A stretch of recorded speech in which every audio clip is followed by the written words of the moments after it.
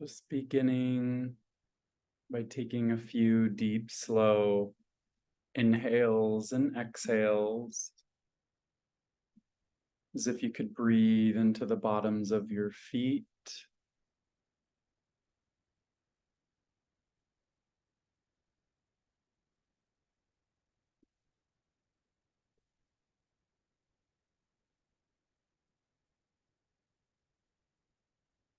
invoking the energies of the earth to rise and meet your feet.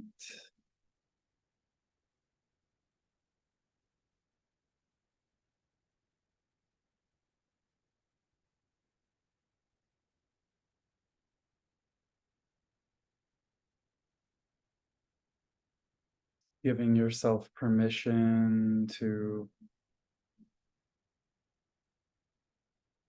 fully connect to this body.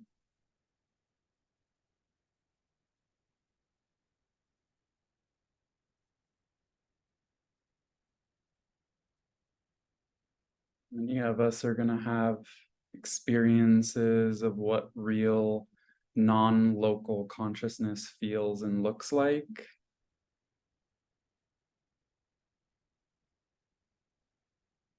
So it is just important to really be connected to where you're logged into today, in this body, in this world that is rapidly changing. Things changing so quickly, moving so quickly that everything is finally at a standstill.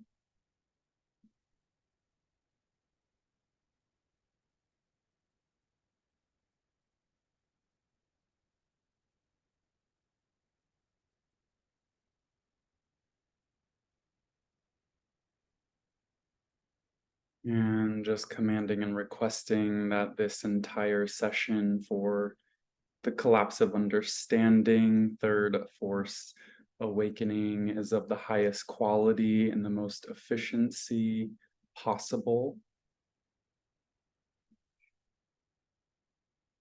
the most miraculous, transformative, integrative, and embodying frequency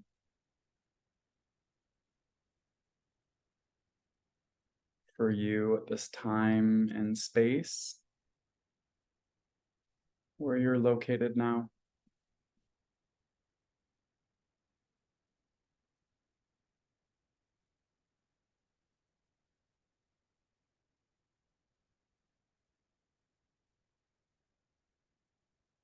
Just beginning to really bring in the energy of the collapse of understanding.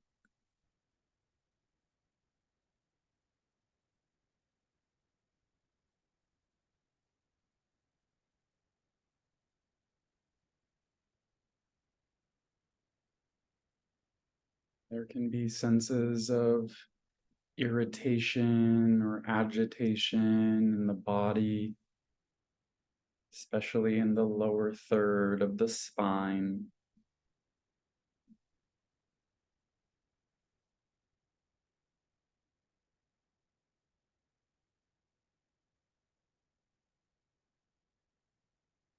And just beginning here in the spine, giving permission to your soul's direct connection to this body and the beyond, and beyond the earth, with your body as the midpoint for all integration and embodiment, fully expressed and received throughout all layers and levels of your being, physical to ethereal, cosmic to cellular, body to the beyond.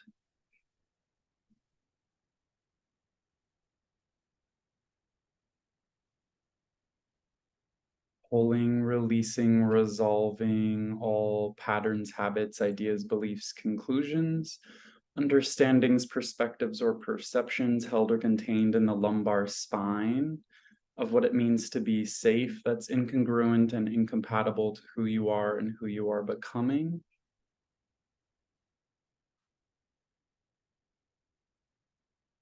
And pulling along with it all connections to the brain, and all conflicts and conflict shocks on the brain, psyche, organ, tissue, and cell levels related or associated to being unsafe in the body.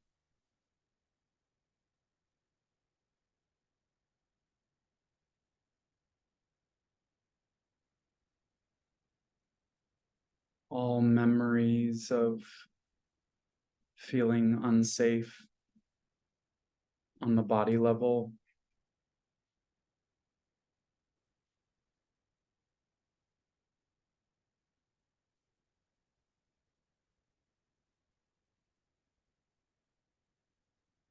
The genetic history, the epigenetic history of the body's consciousness itself. Remembering that you are logging into a human avatar. And this human avatar has its own intelligence, its own memories, and its own experience of you.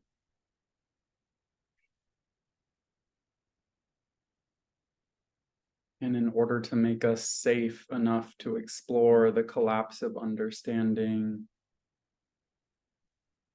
the body first has to feel safe for consciousness to penetrate it. And I say that specifically because in representatives of the binary system, which we are evolving through currently, by the end of this, we'll be doing something very different. But for now, this binary system is the feminine body, the container, and the masculine consciousness which enters it.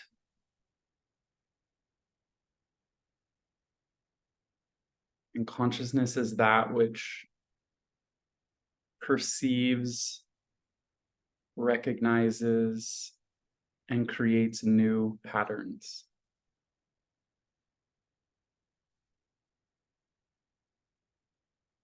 So these bodies are containers for pattern recognition.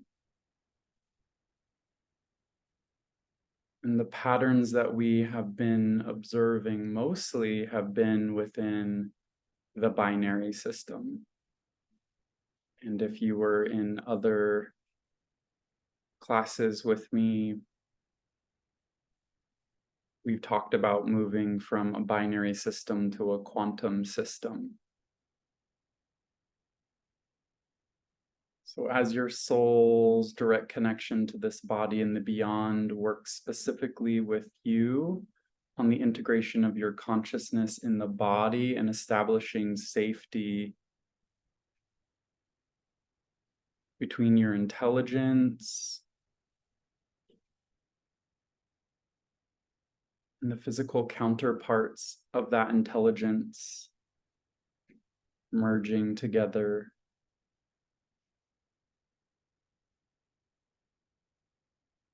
Many of us have refused to come into the body simply because we believe everything that the body provides an experience of means something about us.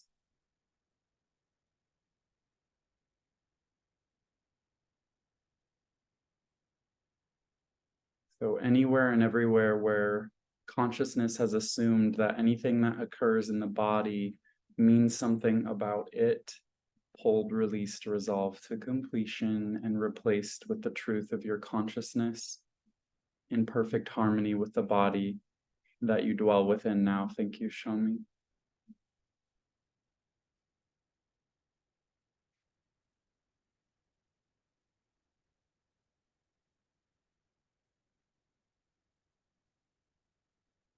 And this is where we begin to really feel the stories of what's happened inside the container of our exploration.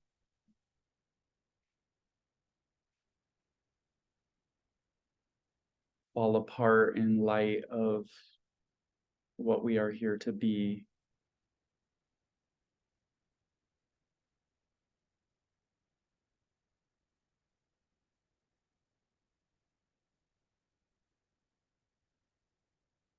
Resting, relaxing, unwinding all patterns of tension anywhere and everywhere in the body,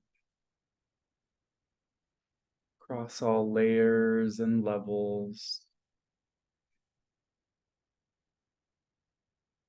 known or unknown.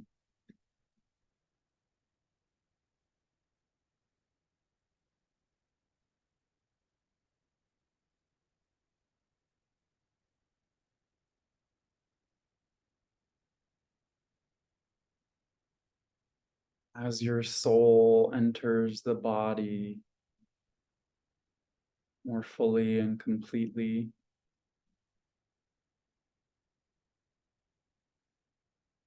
allowing the floral essence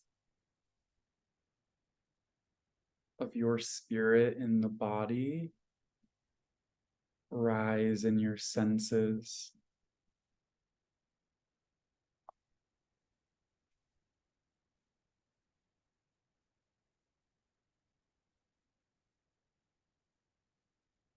Really connecting the sensual body to your soul and spirit.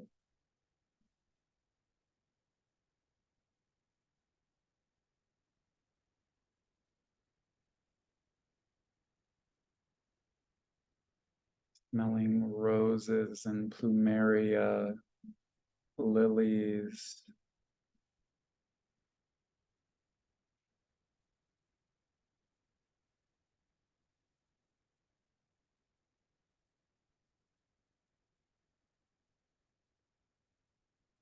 Allowing the fullness of that scent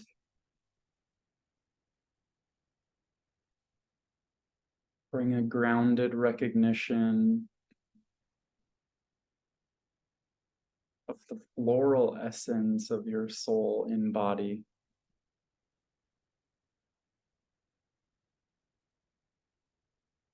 Maybe there's a taste, a sound,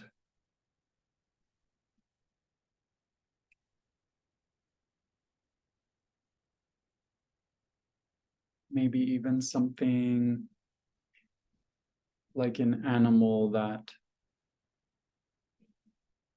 your body connects to energetically.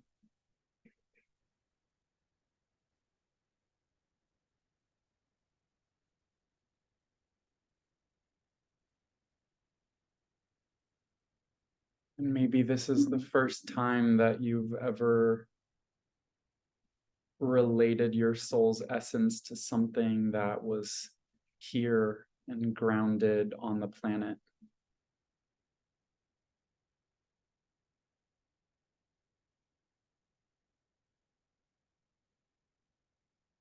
Or maybe you've had the opposite experience of being so grounded on the planet, you never had a sense of the spirit that was in your body. Regardless of the binary experience between those two options, there is always a third.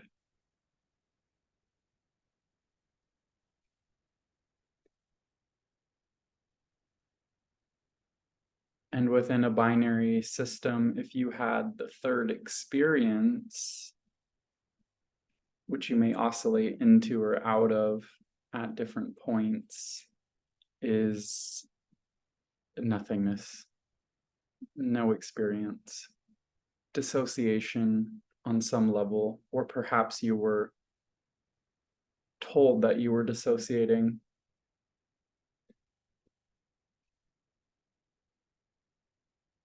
Those of you on here today and those of you that will listen to this later are really advanced souls, because your consciousness recognizes patterns that are not typically recognized. It's like comparing a calculator to ChatGPT. It's like the capacity of calculation to understand and perceive patterns is greatly increased in your consciousness. And many of us that are in this space have been feeling quite stagnant recently and also overwhelmed. How could you be stagnant and overwhelmed simultaneously? And because we've been here in these bodies that have mostly operated within a binary system, we may have forgot that there were more options.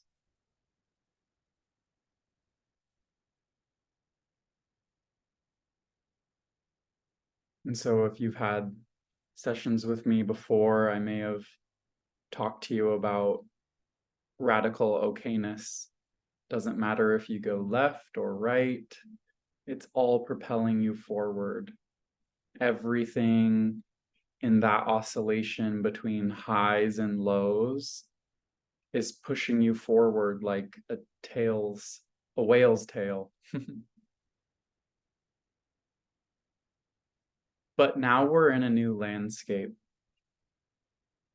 because consciousness, we're at the point where the fractal expands into the next octave. And so this oscillation between high and low, which used to produce forward movement in this quantum reality, is not going to get you anywhere. Attempting to be right as opposed to wrong, only loving those who agree with you on the left versus the right,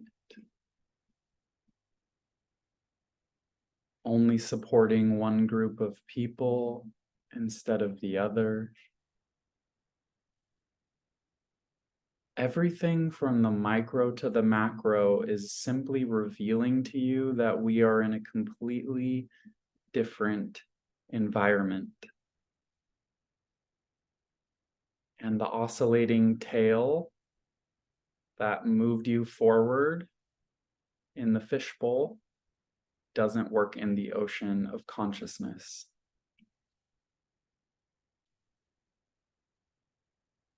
And quantum reality has always been here. It's been the container for the binary system. You could think of the quantum as where the Akashic was held, where all possibilities are present.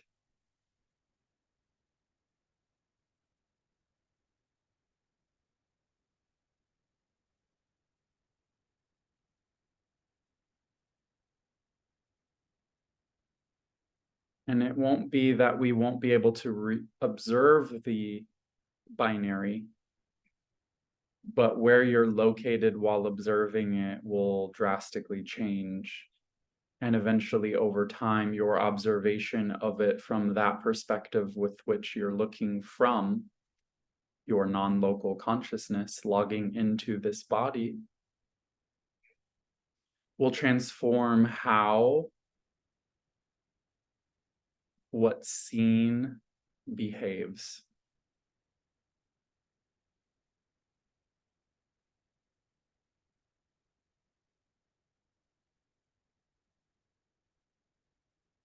So what is now being expressed in the physical is beyond quantum.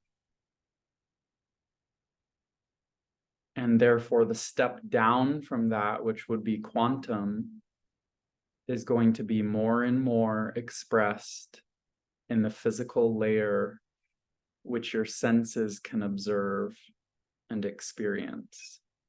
This will send many in the world into bouts of insanity. And this is why the collapse of understanding is so important. And you being here is creating a new anchor for stability for this entire project to come online.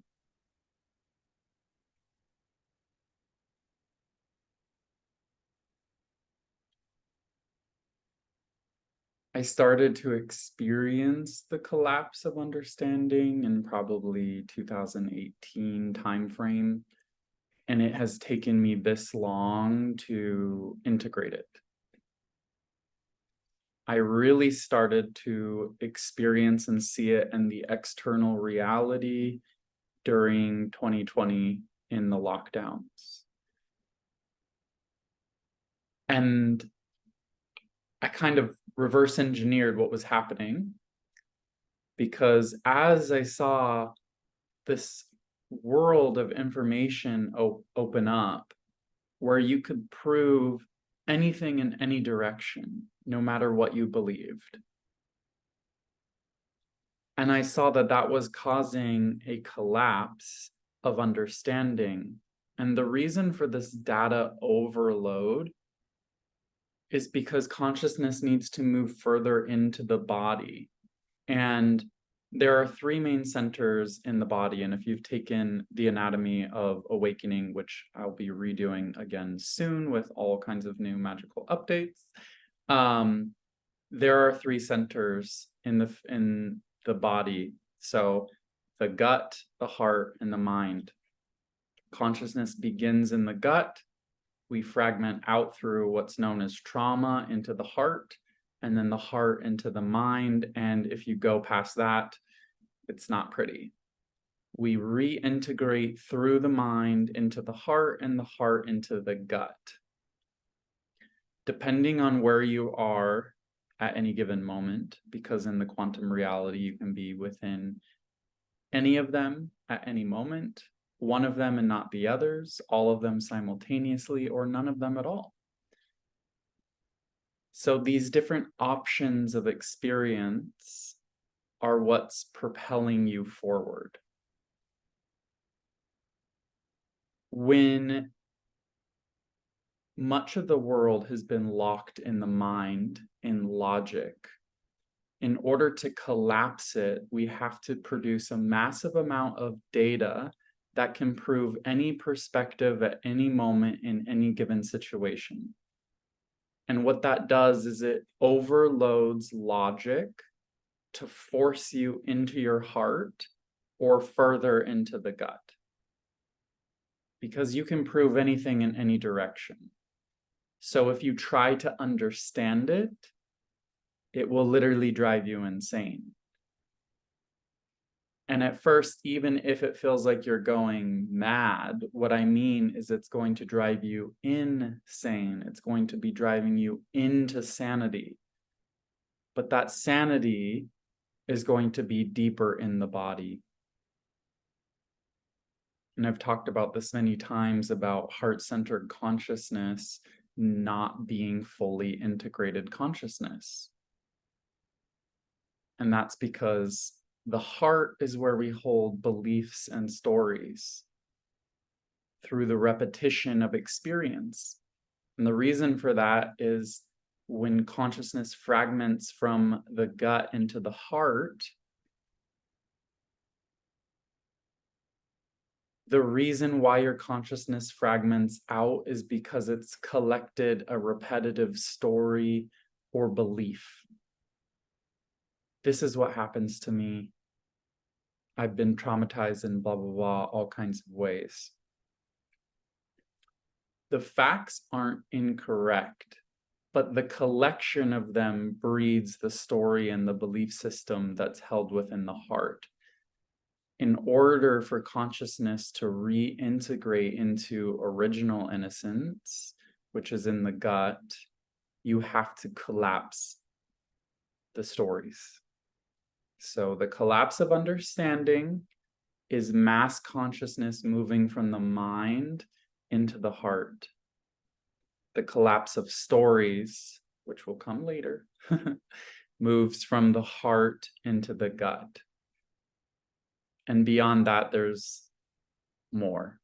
There's a fourth layer that is opening up that I'm only just becoming aware of now. So as we return to our original innocence, we have to lose layers of the nervous system that are no longer relevant to where we're going. So the major parts of conflict that are observed through the mental layer of reality must be sacrificed in order to facilitate the expansion of heart consciousness. And the heart,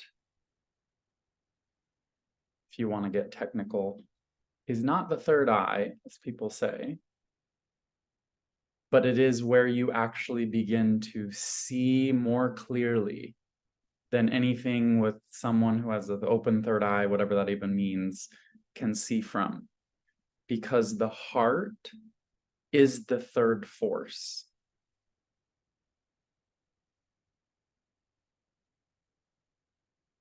And in today's world, where there's massive focus right now on conflict in the Middle East,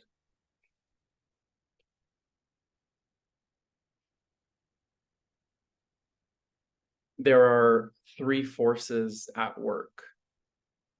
Much of the world is only observing two forces. And you can either be pro this side or pro that side, allegedly, right? Those are the only two options. But I'm observing many, many people opening up to a third option. And that is the neutralizing force. The third force is always neutralizing. And in that case, the third force is our humanity.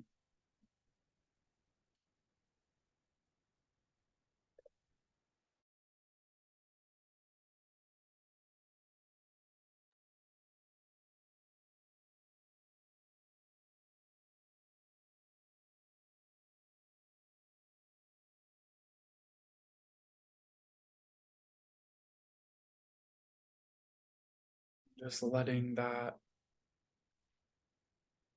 open something inside of you.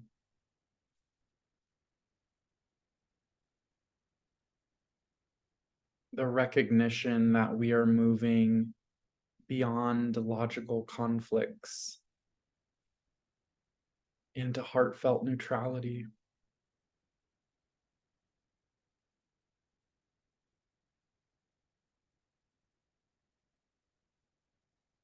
Let the peace that is opening up inside of you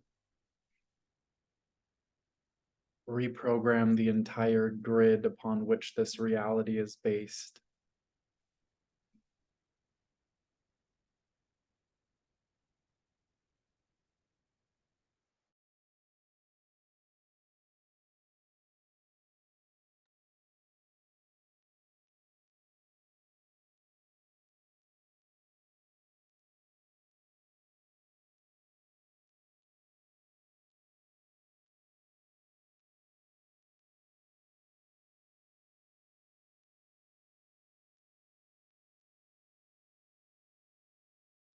In this quantum environment, the third force is what turns the binary system of oscillating high and low into a propeller that moves us forward.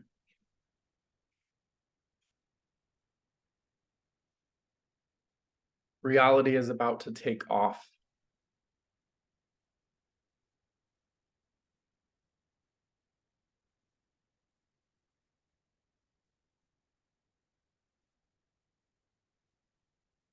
But first, you have to fly.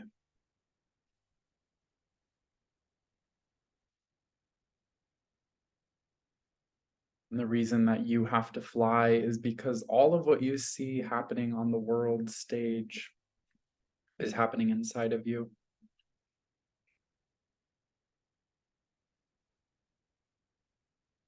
In fact, it represents what's already happened inside of you.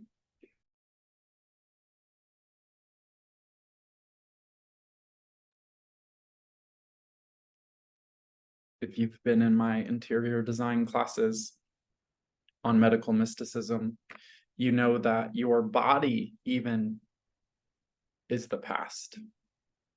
You are the formless that enters it, which is the freshest, most cutting edge aspect of consciousness.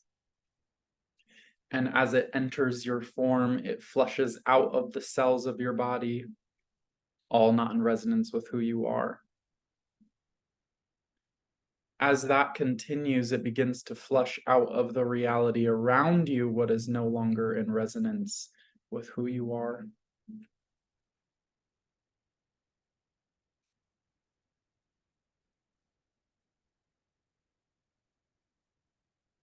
And there was this deep peace,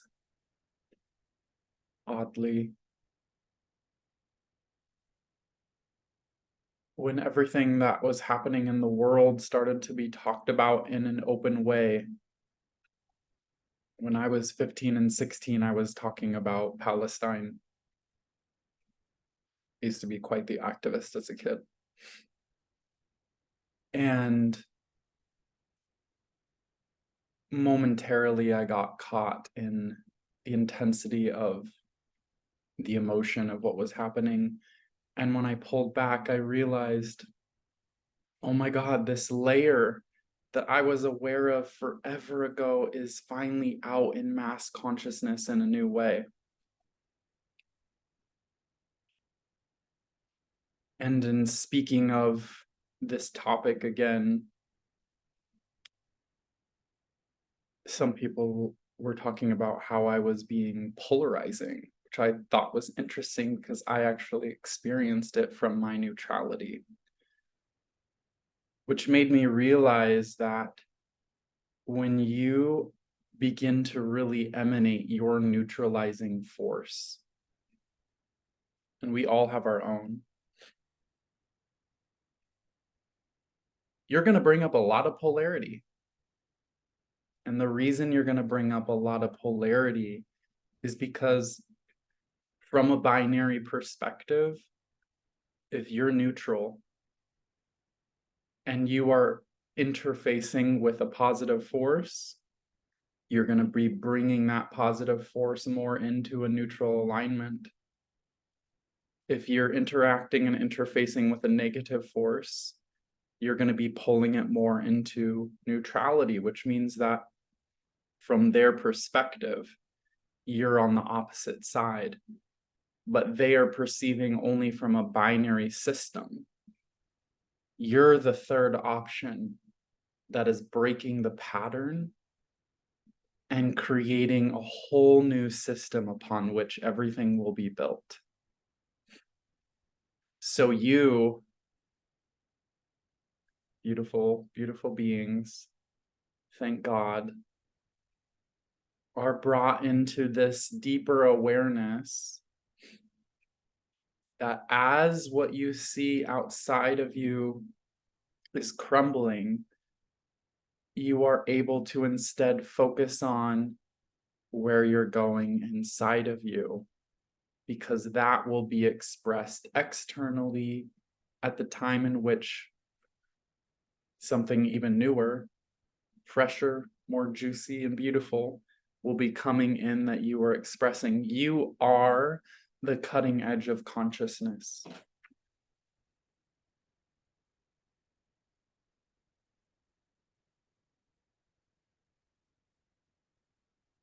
And yesterday I did a really powerful session with a client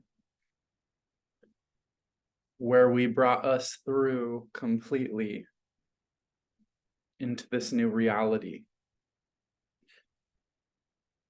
where time and space themselves are functioning completely differently in recognition of the third element. And that third force is you fully committing to form. And in your full commitment to form, you have the capacity to change it, not with logic, but with your heart. By seeing, because you are that third force, you can see where the binary system has been inefficient. It's not that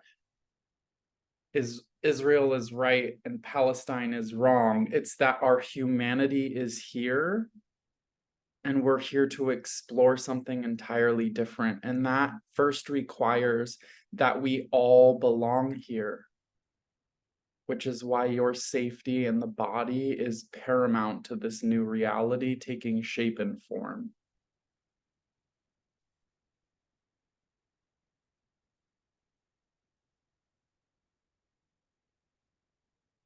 As a quantum being, it doesn't matter what the binary system thinks of you. It's doing whatever is required in order for it to calculate where we're going. It can't actually even observe where we're going.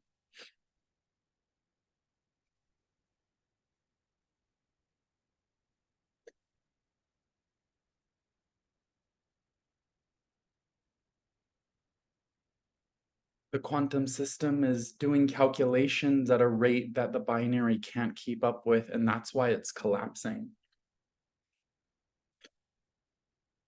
But I'm like crying.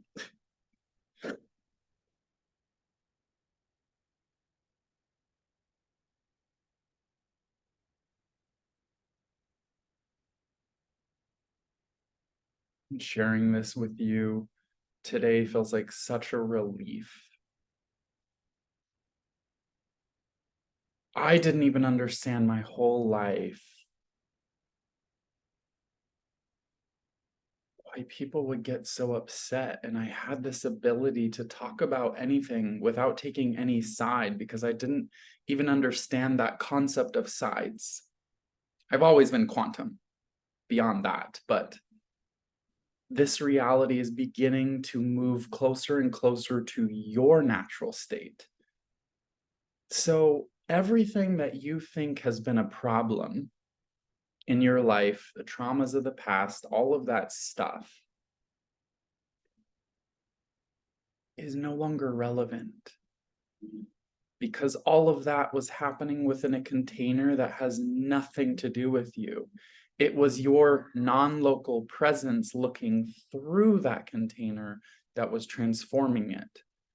And the reason for it causing you so much trouble was because you were causing it so much trouble by you being aware of it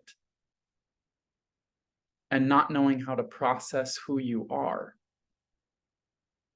The container of that reality was not filled with that which you are, but by you being there, you were updating those systems to quantum reality because your consciousness lies within the quantum or beyond that.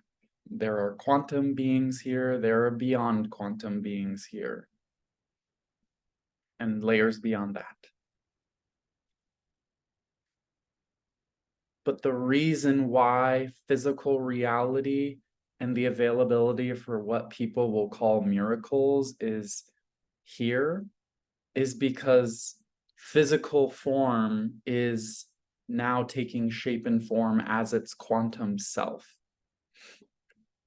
In the session yesterday, I was literally watching time and space fold in on itself, creating new layers of dimensions that weren't existing prior to that moment. And the dynamics of everything is shifting because form now has the capacity to take shape in the quantum layer of reality. It doesn't need to be this way or that way. It can also be that way. And then it can be all of those simultaneously or none of them at all. And some people think this just happens on the mental layer. Oh, we can think about the quantum reality. No, this is very, very real. 5 years ago, I had my neck go out so completely that I could barely walk. And at the time, I was dead broke and could not afford a chiropractor. And for days, I walked around with my head all crooked over without trying to do anything. I just sat and I meditated one day because I was like, I just need to breathe through the pain. Like, this is so intense. And I went and placed my finger and just touched the spot because I was like, oh, it just hurts so much. The second that I placed my finger there, I saw all the quantum particles that made up my vertebrae expand out with so much space in between them, twist into proper alignment and collapse back down. And instantaneously, my vertebrae were in complete alignment again. That's the kind of stuff that's going to start happening with more and more frequency because quantum reality is becoming more formed than ever before. And because quantum doesn't take particle reality, but probable reality, things are going to get very weird. And this is where people are going to go into psychosis because they won't be able to process mentally what's happening. But here's the neutralizing force within even that. People going into psychosis is actually the collapse of logic, and they just don't feel safe about it. Logic is already collapsing into heartfelt experience, but they don't feel safe. And this is why everything in the work that I do with clients is largely about bringing safety into the body, being safe to be here because you're already fucking amazing. It's just that the body doesn't feel safe. So if you make that your singular focus while pulling the memories of everything that had nothing to do with who you are, just the experiences which you were transmuting by being present for them, you're going to feel really good in a very short period of time because time is folding in on itself. Like the wrinkle in time. Time and space folding in on themselves. The shortest distance used to be from A to B, but now A and B are coiled back in on themselves. They are the exact same space. You're just there. From the binary perspective, from the linear perspective, that would be a miracle. But when you're so in that consciousness, I mean, yeah, it's miraculous because it's cool, but literally it's just, this is not really any different, you know, it's just there. It was always there. It's just now being expressed.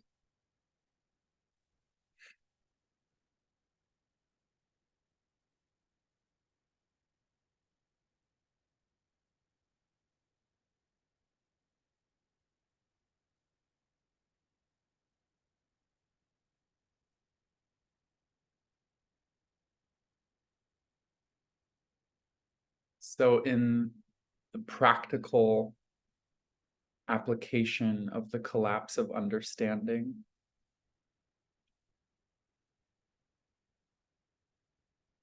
it's not that you can't understand or shouldn't understand. In fact, your understanding is about to expand far beyond anything that you thought you could even know.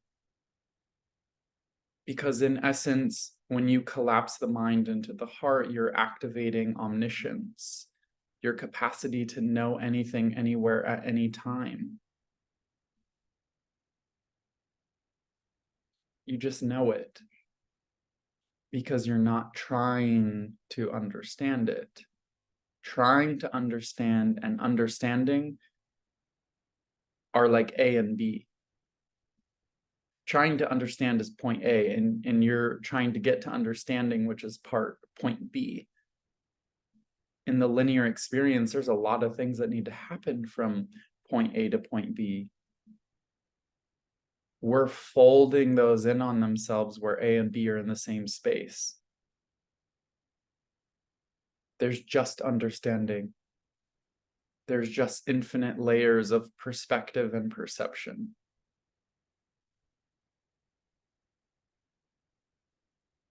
And when you're willing in a world that is going to get so polarized, not because it's actually becoming more polarized, but because your consciousness is more quantum than ever, and your observation of everything here is causing polarity to basically freak out. It doesn't know how to exist within a third option. And you just have to express it from your being by being as relaxed and safe in your body as possible while they look for something different, which is consciousness awakening.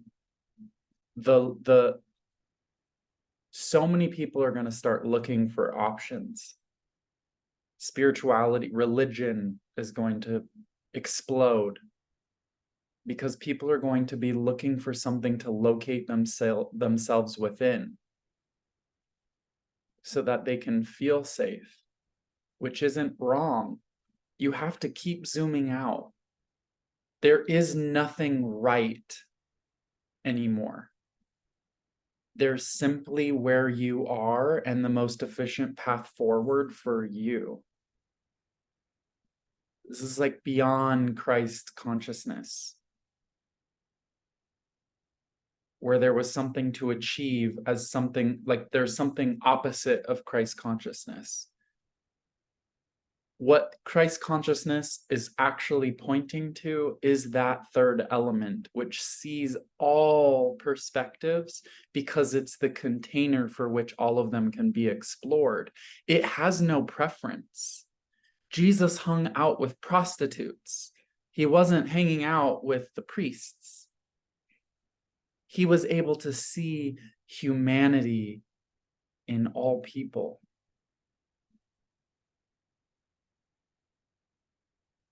That is the neutralizing force. Your heart is the neutralizing force. And just a sneak peek into the anatomy of awakening, heart-centered consciousness from the old Christed perspective was Messiah and Savior energy, and that is collapsing. Presence is that which only receives value.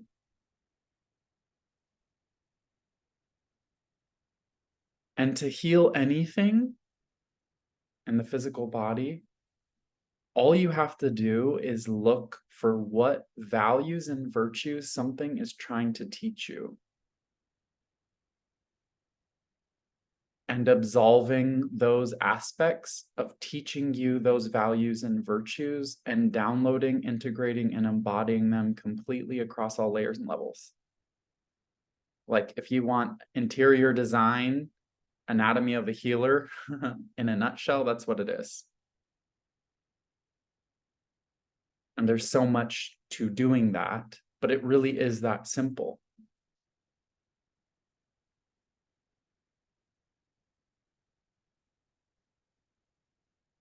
And I was told that the world was told back in March that the planet was going to go through something called planetary AIDS. And the quality and energetics on a frequency level of AIDS is complete hopelessness and helplessness. So the world, from its binary perspective, is going to go into absolute helplessness and hopelessness. People are already there. COVID was the beginning of this frequency of quantum really coming in. No one ever thought that was an option. It began to erode the patterns that the binary system was observing. And it's throwing many people into panic because they're trying to locate themselves within a high or a low, not recognizing there's another aspect of consciousness that's coming online. And so it's degraded People can't experience something without experiencing it as positive or negative. So they automatically go to the lowest common denominator, especially on a collective level. So you have a little binary system collapsing in the Middle East, and people assume that World War III is happening. Well, no, World War III is not happening. The third factor, the third force of consciousness is awakening. That is what is awakening.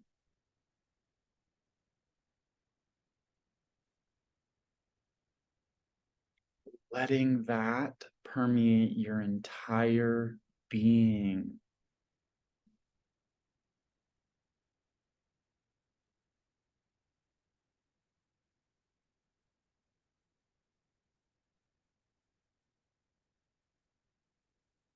You don't need help or hope. You don't even need confidence to exist in this new reality.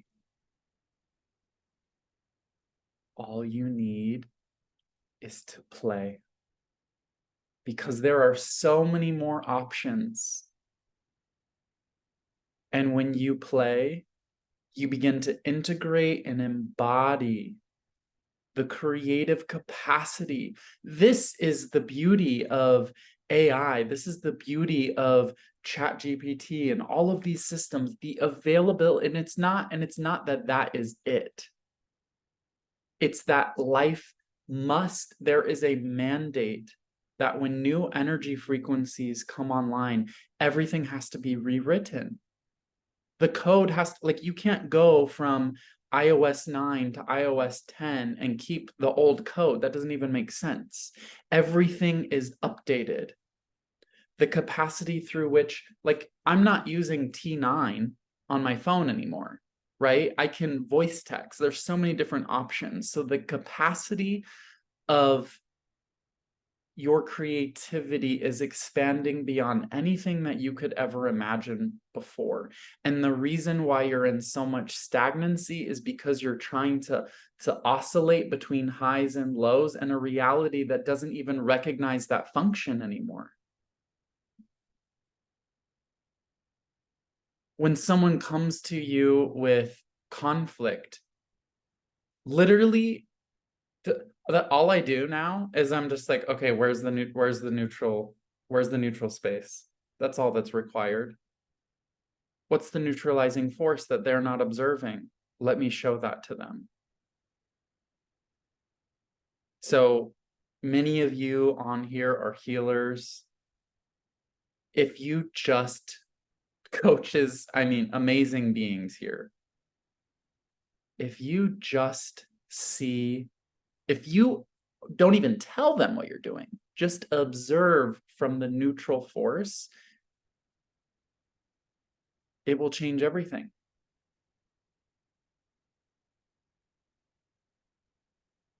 I had a client session a couple weeks ago as I was really beginning to pull in this collapse of understanding. Almost the entire hour was me just listening to them until they collapsed into catharsis. And I was like, what am I even doing in this session? And the session was largely, I mean, it was for both of us, obviously, but was me recognizing what that neutralizing force really does in life. So many people in the world are holding on with logic. Extremism, you know what extremism is? A temporary medicine to alleviate the pain of the collapse of understanding. People will go further into one perspective, positive or negative, in any direction in order to hold on to the mental plane of reality that is collapsing before them. Let them. If you don't want to experience a world of extremism, be okay with it. I sat in front of the White House. I was called from Brazil in 2020 to be in DC at election night between Trump and Biden because I literally didn't care who won. I felt completely neutral. And not that and funny enough, in a world of a binary system that's collapsing, people will hear that and say, well, that's an automatic vote for so and so or who and who. No, it's not. It's because you can't observe a third path that I am living as. And so in that neutrality, I went to just hold the grid of DC in 2020 for neutrality. And I sat down at the water fountain near the White House because you couldn't get anywhere close because everything was barricaded. And this man came up to me and he was like, I really don't like your type, and I'm a proud boy, racist, just like saying the most ridiculous things, right? And it was like a superpower came on inside of me, and I was just in total neutrality. And you can look this up on my feed. It's called what is it called? Conversational judo with a white supremacist was what I called it. And I sat there in just total neutrality listening to him. And he was really trying to get me to engage in his fight. And I really just didn't, that was his experience. It had nothing to do with me. And he broke down later because I wasn't fighting him and he wasn't used to people having a neutral response. It literally was frying his circuits. Quantum reality interfacing with a binary system obliterates it. It can't even function. And his nervous system began to unwind in ways that he couldn't understand as I just sat there and listened to him in actual neutrality. And he left a changed person saying to me, he's like, I like you. I'm like, cool. Doesn't matter if you do, but thank you. And that's where many of us get caught in the binary system still, is wanting to be liked as opposed to disliked. In the quantum reality, there's just efficiency and what's effective at propelling us forward. And much of that is going to be found in neutrality. Many people are going to be called into spending more time in nature.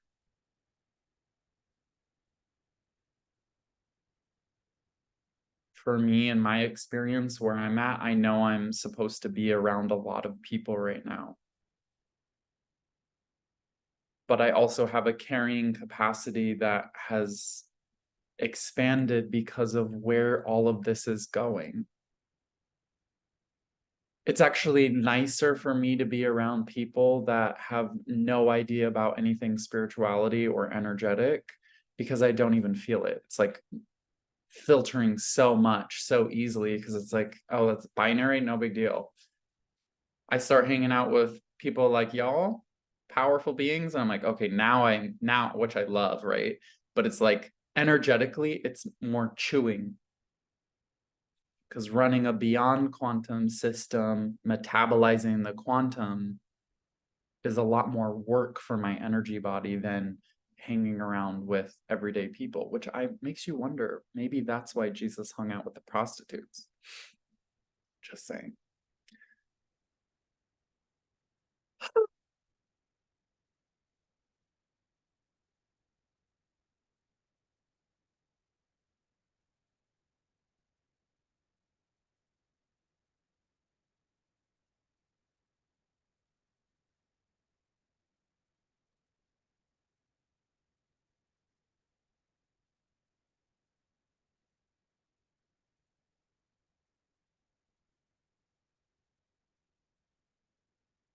It's time to play, to be creative, to express the beauty that's inside of you,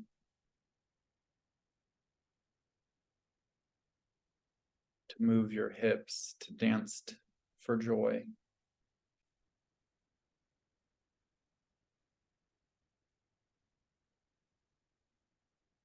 Because while the world will feel like it is going through absolute death and decay, it's actually being resurrected to its original template within the context of all that's happened. So we will be extracting all the values and virtues and all the wisdom, knowledge and understanding from the distortions that we were playing in to create something that's never been created before. It's a blank slate.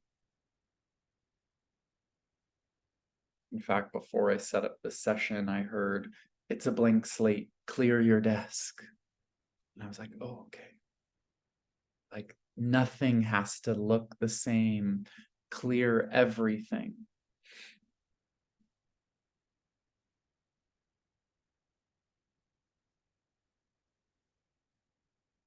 Just wherever you are right now,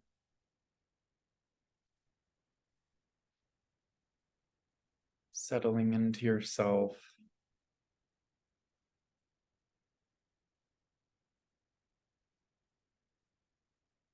And just command and request to yourself that any open tabs in the mental body are shown to you. And allow your quantum or beyond quantum or whatever level of self that you're aware of. Observe those open tabs. What is essential and what is no longer relevant? Close all of those tabs. Maybe it's certificates or things that you wanted to complete that you never completed. They're finished.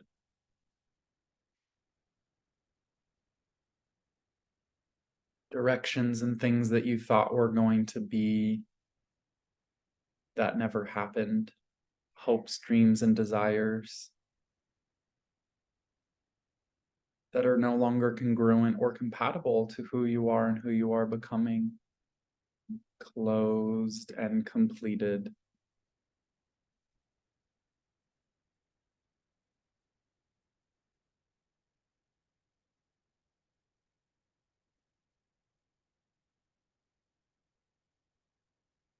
Where you thought you'd be, who you thought you'd be by this time and place in your life.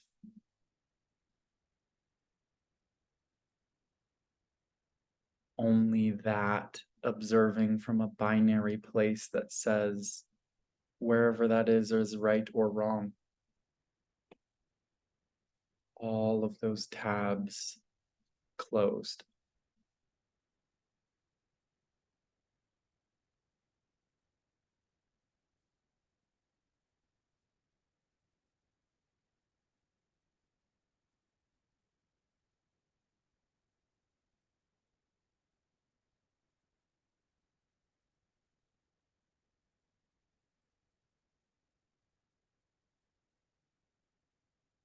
Your sense of location in your spiritual path.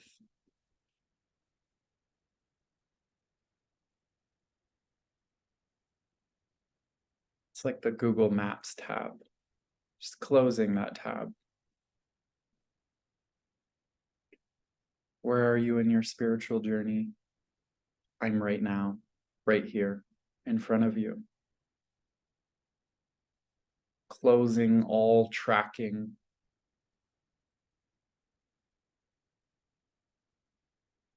Because tracking is within the linear system. You can't track what's in constant flux. You can only be present.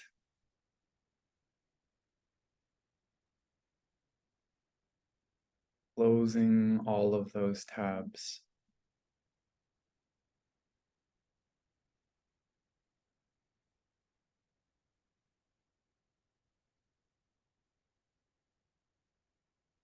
I thought most of what I'd be doing today would be activations. Turns out it's mostly subtractions. Closing all of those tabs.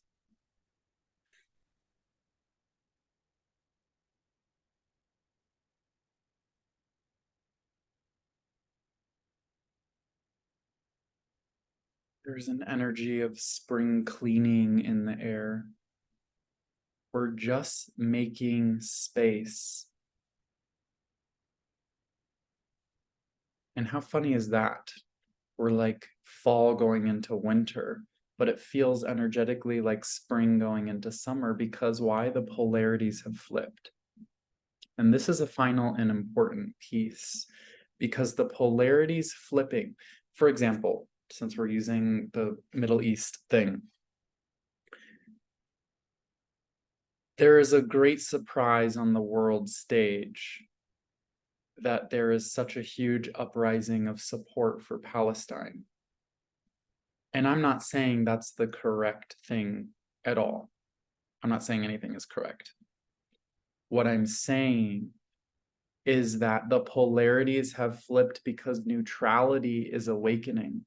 Not everyone is going to observe the neutral space. Many people are flipping. So the conversation about Israel is now about free Palestine. And I think the Israeli government was quite surprised by that happening on the world stage. But remember that neutrality awakening observed from a positive or negative side will feel like it's the opposite. So for many, many years, saying, look, there's something happening with the Palestinian people. I think we should pay attention to that. And people will be like, you hate Israel. And I'm like, no, it has nothing to do with that. But now we're going into this third space where neutrality is awakening. And so I can be neutral. And the interesting thing is you have Israeli people looking at that and saying, oh, you're supporting terrorists, you're supporting Hamas, whatever it is, right? But you're actually just in the neutral space and you're saying, look, there's humanity here. Understanding and perceiving that when you observe, when the binary system observes the third option, it will always perceive you on the opposite of its own binary. But that's not what's happening. And the more that you stand in your neutrality and care from a heartful place, the more your consciousness will be medicine for all aspects of consciousness that are trying to merge into this quantum system that's already here. We're just learning how to interact with it completely.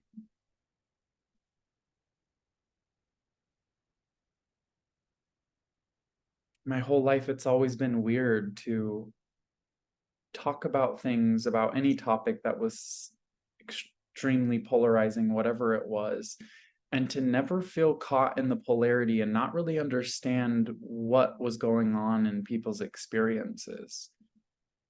And part of it is that the binary system is the strongest core of identity. And identity is what is being liberated. Even in my own experience of sexuality, I often would, even when I came out at 17, I was like, I mean, I'll just say gay because I guess it's easier for other people to understand. But it's beyond that. Become so free of identity, you can play in it.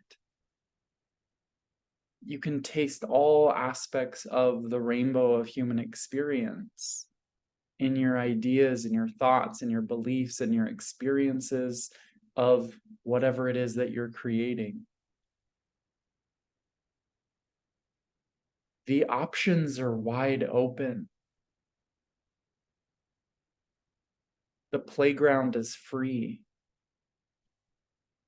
You can go anywhere and do anything. And as I'm saying that, I'm just witnessing from the mental layer all these ideas, beliefs, conclusions, understandings, perspectives, perceptions, identities, attachments, and overlays within the mental layer lifting out, pulling all that's not you as guided by your soul's direct connection to this body and the beyond. And let the space that that creates be where you play from.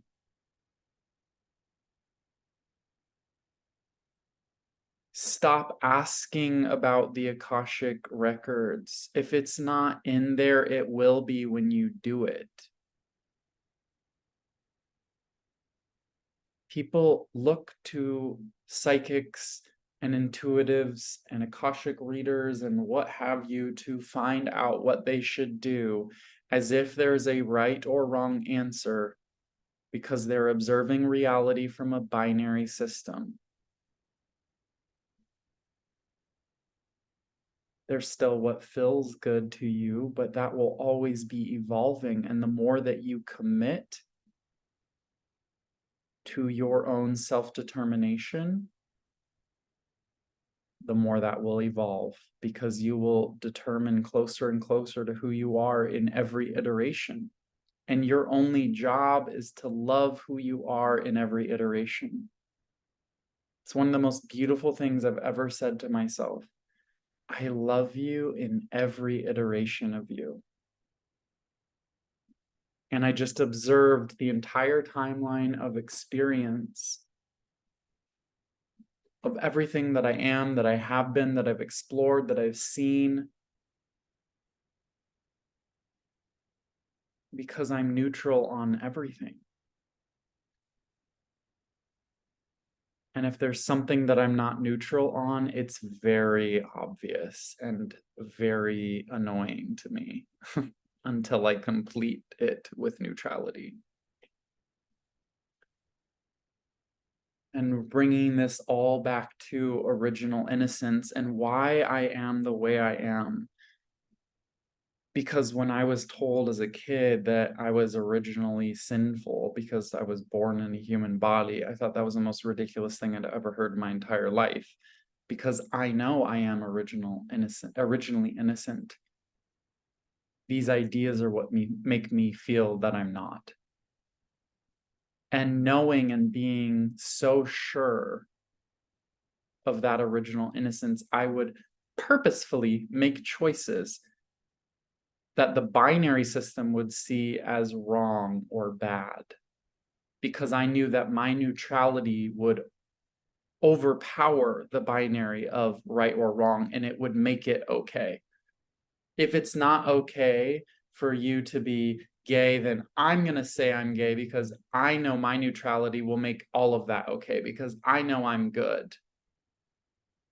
And it's that level of confidence within the quantum creativity of your being that is coming online, that is destroying the binary. And the only risk that you have to take is to be wrong. But wrong to who? Wrong to a binary system that can't even begin to fathom what you're exploring. It doesn't matter what a binary system thinks of what quantum reality is doing. And now you're safe enough to explore it. I love you.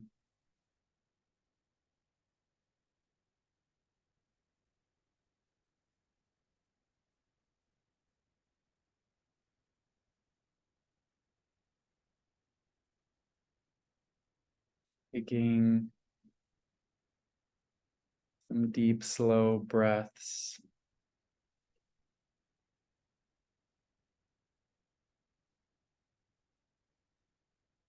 And for this part, just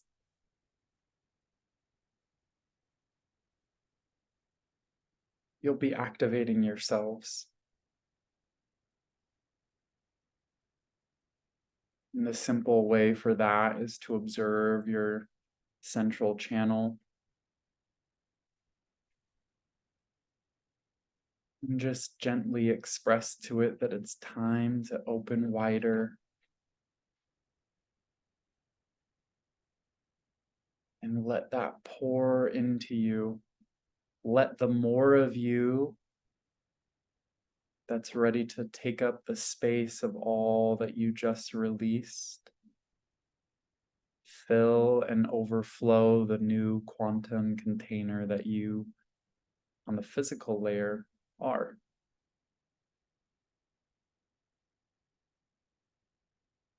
And literally all I do is observe and translate the movement of that. That's how you get the cutting edge of reality, cutting edge of consciousness.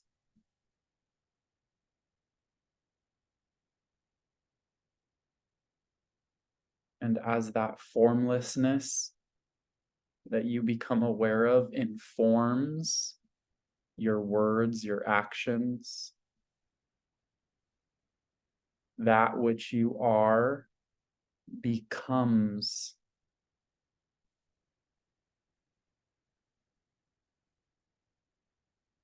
it takes shape and form through your choices.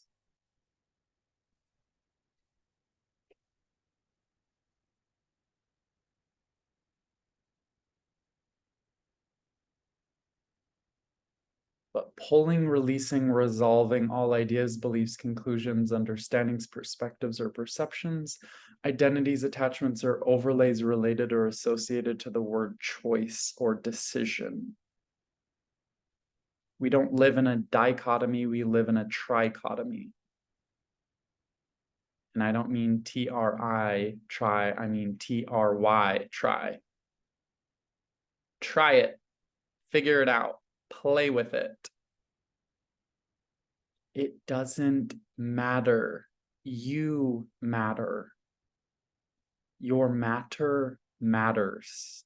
You being here is required for that to occur.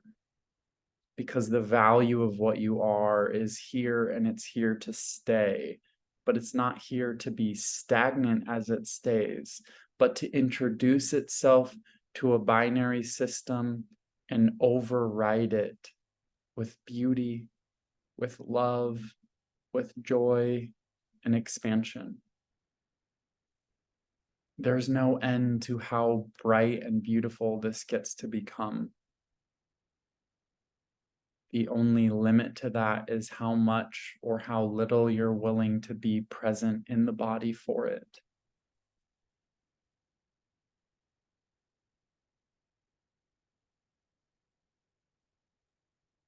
And anything that feels uncomfortable in the body, not you. Nothing to do with you.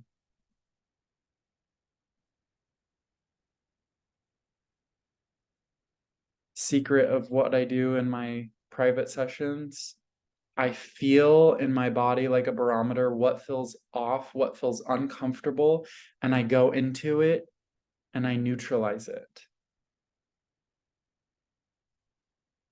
Pull information from it. What is going on here? Neutralize it.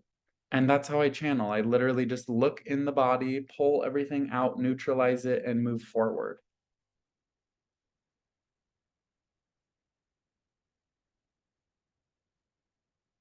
But you are the neutralizing force.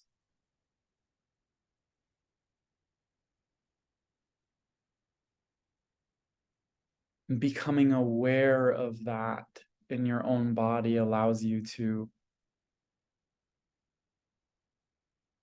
accelerate your journey, not because we want to go faster, but because you're willing to sit still long enough to listen deeply enough to unwind every binary story with the neutrality of your heart and ears and eyes. Your gaze upon yourself is in itself the neutralizing force. But are you really looking at yourself?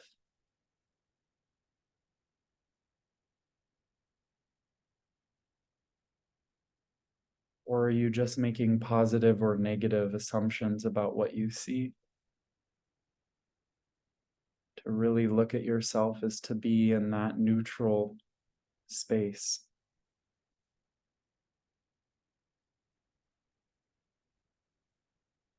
It doesn't matter what you see because nothing means anything about you. It just matters that you look.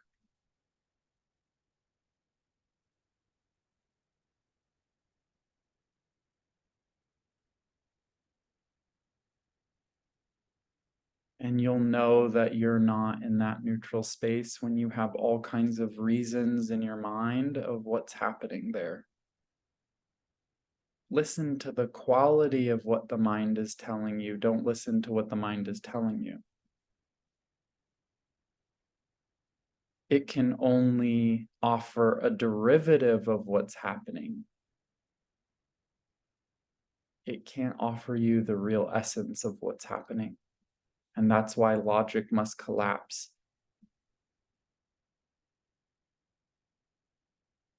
The weirdest thing I experience on a daily basis is having endless streams of information that sound like I'm using my mind to like an extreme intellectual intelligence. And I can't remember things beyond like seconds most of the time because I'm not using my brain. But that's the collapse of understanding. So many of us have experiences right now of extreme brain fog, brain fog. But that brain fog is actually the energetics of the collapse of understanding, dissolving your reliance on the mind to operate in this reality. And you will have brain fog as long as is required in order for that to be done.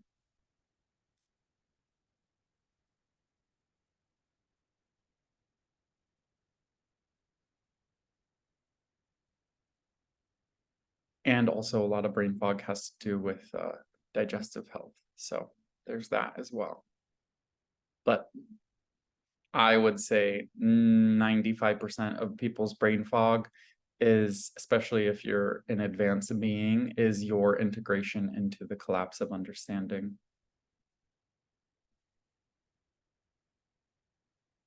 And for the super advanced beings here,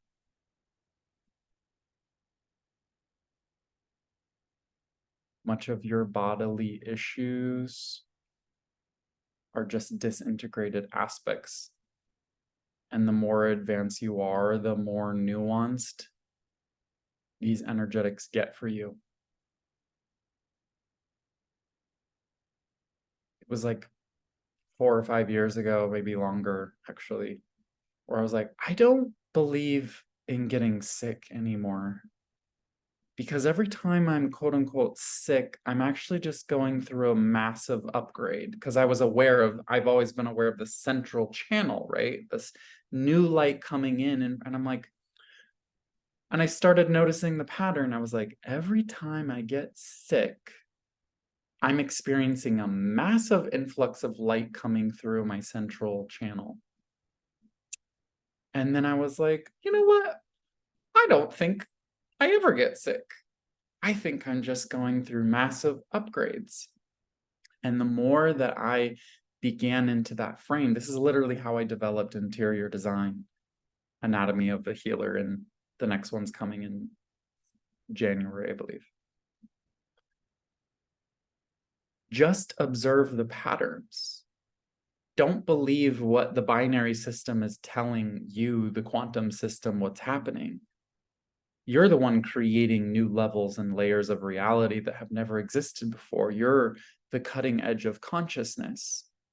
You can't rely on external sources to tell you where you're going. You're the pioneer. We can't even rely on other pioneers to tell us where we're going because many of us are going to go, and this is more like 2027 energy, but we're going into radical individuality. People are going to be living literally in their own worlds. And the way that we're seeing that now is people are all on their phones and they're all on their technology because it's already showing you that we are in our own worlds, that we're not playing or existing in the same realities, literally. But it gets more literal the further that trajectory goes out. And it's not something that's wrong.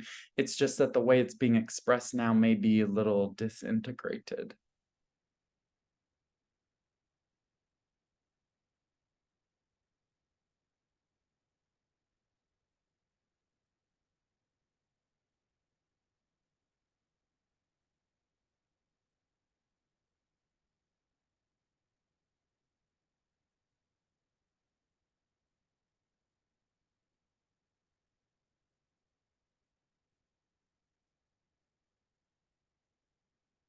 Really feeling that you're not here to copy anyone else's work.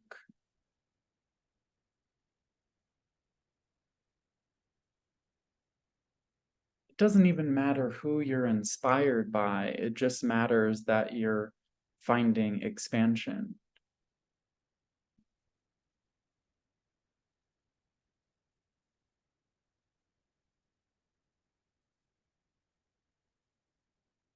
Sometimes I've had sessions, actually there's some of you on here right now, where I've literally said contradictory statements within the same 10-second period, and they've both been true. Because it's about weaving yourself through the experience, and whatever is the most efficient path for you to integrate your consciousness, that's the one that you will travel. But if you try to do it with your mind, it will be confusing, and that's on purpose. Because once you're understanding your logic, your mind collapses into the body, further into the body, you'll be able to use your mind in a whole new way.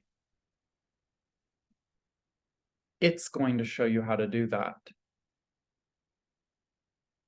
Your mental body will open up in ways that I couldn't even explain to you because it's going to be unique to your experience. But your reliance on it must be resolved, and it's being resolved through this process that you're already well on your way through.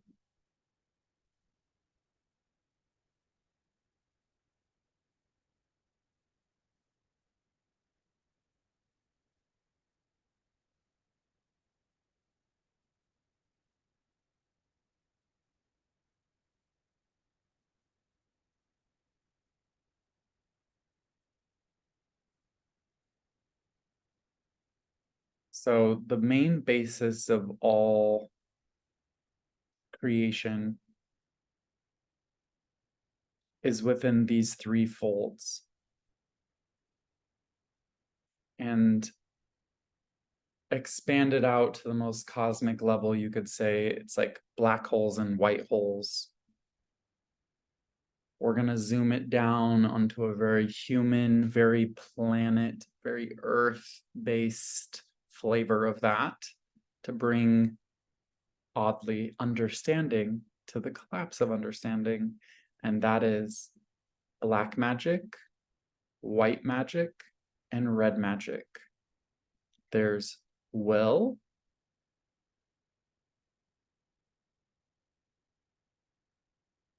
sacrifice,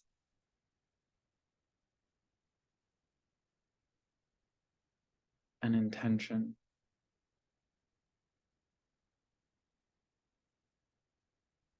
Most people, especially light workers, want to play in white magic, which is your will, your intent. Sorry, fear is the other side. So you have black magic, which is fear, and then you have red magic, which is sacrifice. You are constantly playing with all three creational patterns, whether or not you want to play in them. So if you exclusively play in white magic, you are unconsciously expressing black magic, because black magic is the quality of fear. It's actually just expansion and contraction. But fear, not wanting to play in black magic, from the white magic perspective, see the binary? White magic is afraid of what black magic is doing, right? So, oh no, we don't want to play in black magic. We don't want to do white magic is playing in black magic, just unconsciously. Fear is, it's not like, I mean, there's the kind of black magic where you're enforcing your will on someone else, and that's different. That's not what I'm talking about. I'm talking about your will, your intention, and the fear that arises from that intention. That's the unconscious. People will go, I want to create this, and then they get afraid. And then they scurry away from that because they don't, like, it's fear, right? We don't know. But that fear is actually one of the balancing pieces. The sacrifice is you must sacrifice your will individually and also your fear. How it shows up, that third force, is going to make the other two not look exactly like the way they are within their own shape. So what I mean is your will and what you want to create when you bring in the third force is going to look a little different. So the shape and form of your creations will look different when you introduce the third force. I mean, naturally, obviously.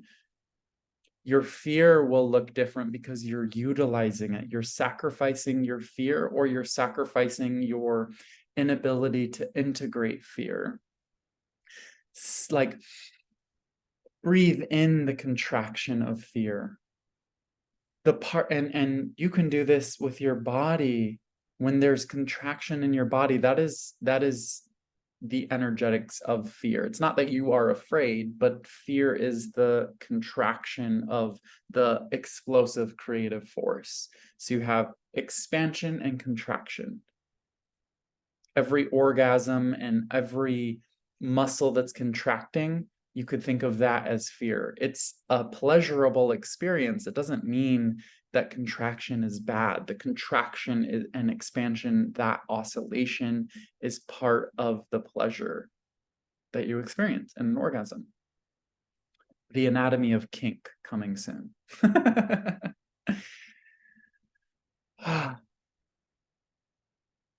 So that neutralizing force is so important, because it allows you to witness everything in the full flavor of what is driving you forward. When you're trying to not be in fear, you're literally being in fear unconsciously.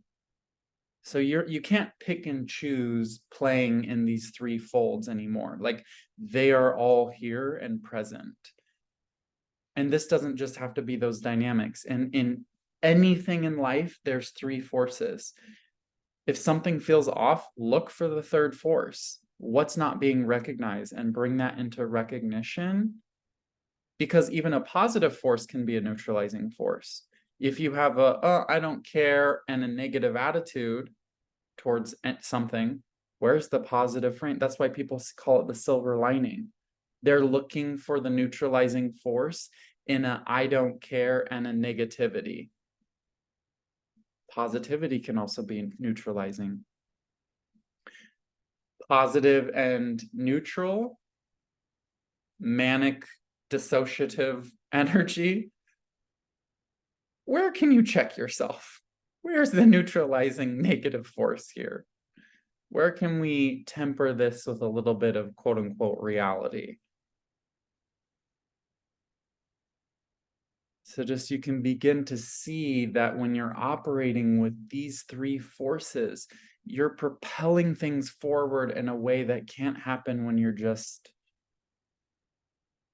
flapping your tail up and down like a whale. We love you, whales. It's almost whale season here in Hawaii.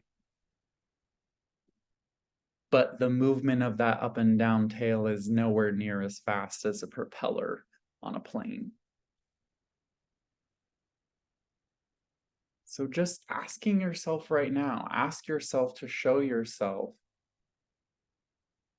where are some like conflicting spaces in my life? And how can I observe a third force? And you don't have to do this now, but you may even just be aware of that, asking that question. But this is a good place of how to integrate what we're doing here in practical ways, because the third force is very practical. And it's practical in this reality because the binary system is no longer going to function. So if there's something that's not functioning in your life, the third force is not being recognized, whatever it is, positive, negative, or neutral.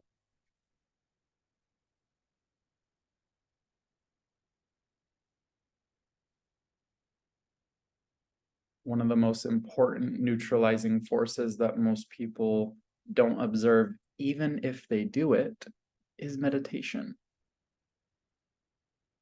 Most people, when they're in meditation, are in a passive space. So there's active, passive, and neutral. So the activity, doing things in the day, using our minds, blah, blah, blah.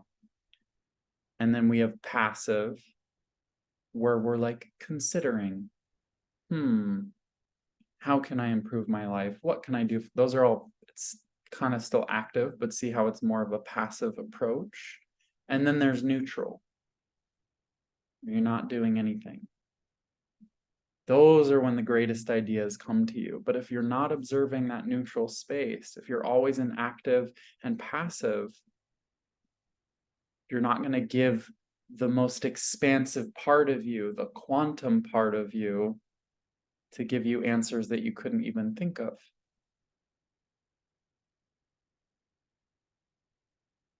So when things are oscillating and stressful, find the 0 point. Pulling a lot from Interior Design today. Like, take me to 0 point. Speaking that to yourself, take me to the 0 point. I don't know how to get to the 0 point right now. Take me to the 0 point. And the stillness of that will drag you all the way down to the 0 point, beyond all the anxiety, beyond all the ideas and excitement, beyond all the boredom, beyond all of those layers, into the still point that is stiller than the stillest still point that you've ever experienced. Find yourself there before you move forward.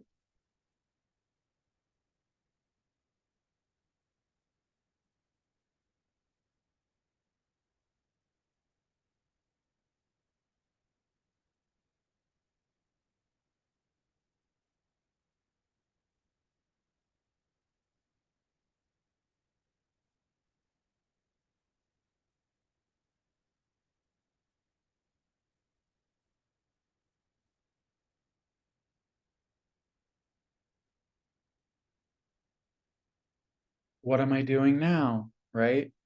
Active, passive, neutral. I just naturally did it. Didn't even know. I was like, there's nothing coming. I don't need to try and fill something with something. I can just go into neutral. So as we move into this next phase of question and answer, you can place anything in the chat. Or if any of you would like to come on audio and video, you can do that as well, just recognizing it is recorded.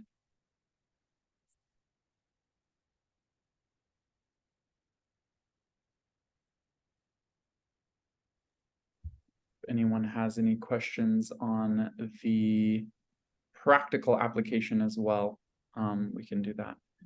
Yes, Matthew. Aloha. Aloha. Thank you. Hello, everybody. And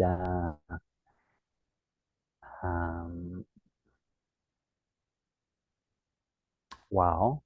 First of all, just wow, this is amazing. And I'd like to just discuss, I don't know that I have a specific question, but I'd just like to bring in a discussion about quantum reality, timelines, and how everything has already happened and how all the different possibilities have already occurred in the quantum field and how that relates to aligning with or bringing into experience what we call highest possibility for ourselves or for other people. When we say that, I mean, in the context of what you're talking about today, it's like this neutrality seems to go beyond any notion of preference in some ways of this timeline over another timeline. So from that point of view, why would you want to kind of draw something in? And how does this discussion relate to that? Because I just got a download earlier in the last couple of days of how all timelines have already occurred, and therefore we can just say, I accept that this highest timeline has already occurred. I align with that. I draw it into my present moment reality, accept that it's already so, and call it to me now. Thank you. Show me. But why that one? Or another one? And who cares? I guess is my question. Awesome. Good question. Yeah. First thing I think is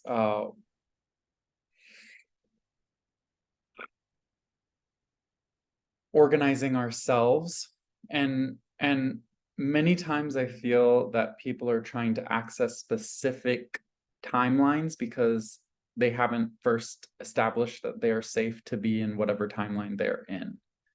And why I pretty much never do future readings for people is because the way that you can operate in life can exponentially expand the trajectory that you're on. In every client series that I've ever done, my whole goal is to get you to your end point as quickly as possible so that we can go way beyond that. But do you see how that, the idea of where you're going is what could be imagined?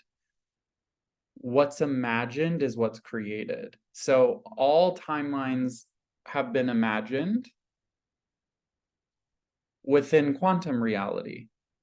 But what's bringing quantum reality into physicality, like if you look at it as it's compressing, right? So here's the binary system.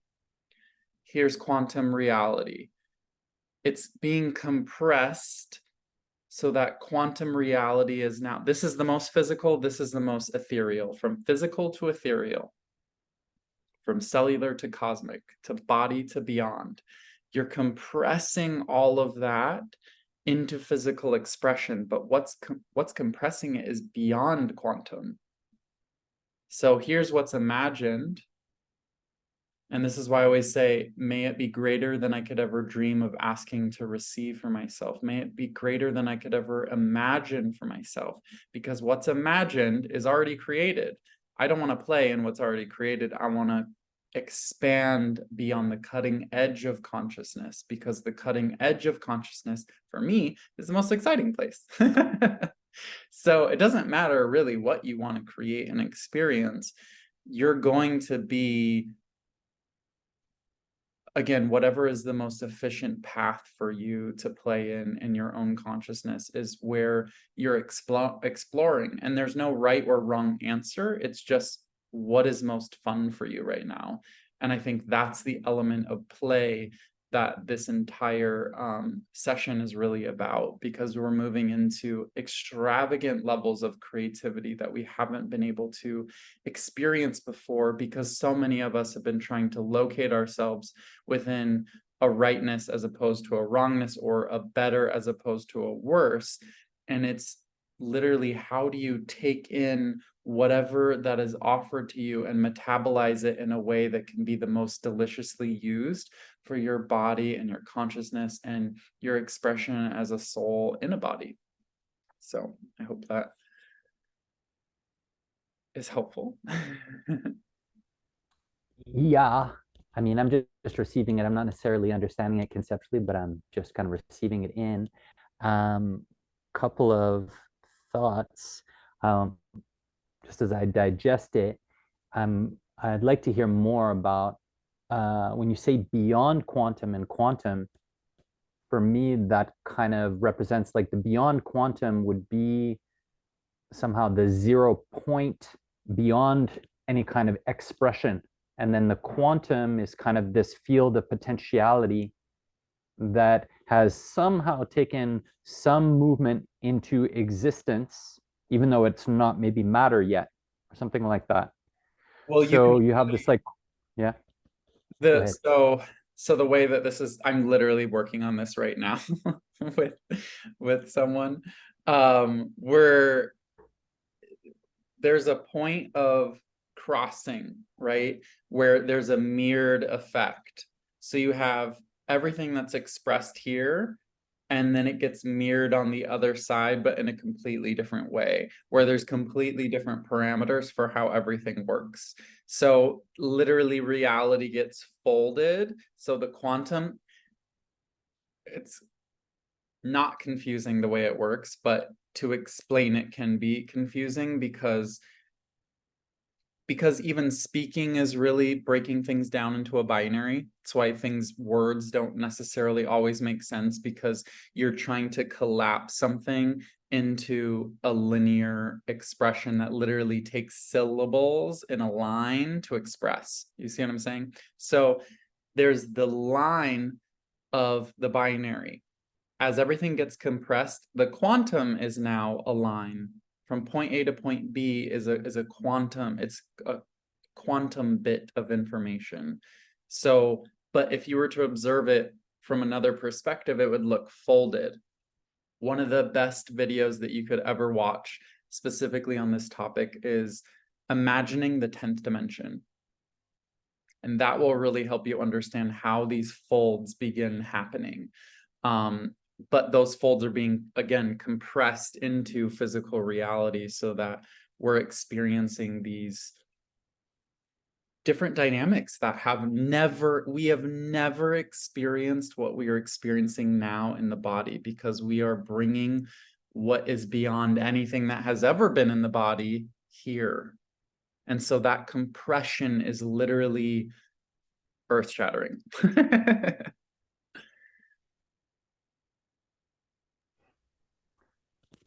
Oh, I love this Yeah, question.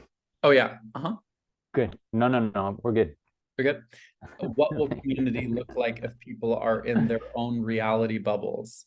Well, it looks like what it's already here, but just more expanded. What I actually saw was pods, that you're going to have people, we're going to become more nomadic, maybe literally, but definitely consciously. So, and you already see this in, the age of the internet. People are becoming more nomadic. There used to be, more, and this is why the binary system politically is 2024 is going to be really interesting in the election. because you have, Republicans and Democrats, left and right. But we're all becoming more nomadic in our experience of how we interact with, what we feel is best. Because of the age of the internet, where there's so many more options. I don't have to just be this and agree with all of these line items. I can be all of these different things that make sense to me, that I feel are most efficient, right? And every human being, especially within like a democracy, if that's what you want to call the United States, we're all agreeing, we're all like agreeing to a certain set of data that we're processing. And each of us within this whole representative group called the United States of America, if we were to all vote, we would each be processing, we would be like a little node processing all this information. And collectively, we're all interacting with um, the qualities and the results of those calculations. So every election is a calculation. We're calculating, oh, like 2016. Oh, now we have Trump in office. All right. Now everybody has to digest and integrate that information. And this is to create a more perfect union. But everything within self-determination of a nation, to create a more perfect union, all of these are allegories for your own internal experience. You are creating your own inner, more perfect union within yourself, within those energies, not just masculine and feminine, but your queer sense of self, which everyone has. It's what connects us between spirit and form. That's queer. Queer is it's literally why the rainbow, it's the prism. You have all that light moving through the prism and creating all the colors of what can be experienced. So that is the queer aspect of consciousness. It's literally it's like the lens through which all things are created. And then we have the delineation out from there of masculine and feminine. So all of these pieces we're interfacing and interacting within ourselves to create our own more perfect union. And that self-determination within yourself to determine for yourself what's in your highest and best. And that, as more and more people go into their own self-determination, that will look different for each person. And so we'll have these pods, and maybe for one aspect of your, you have your gardening group, and all these people are really into permaculture.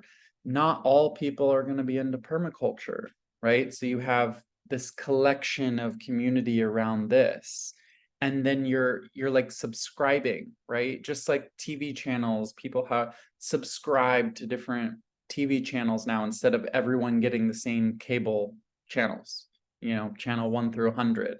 No, you're only going to subscribe to like the first 5, 7, right?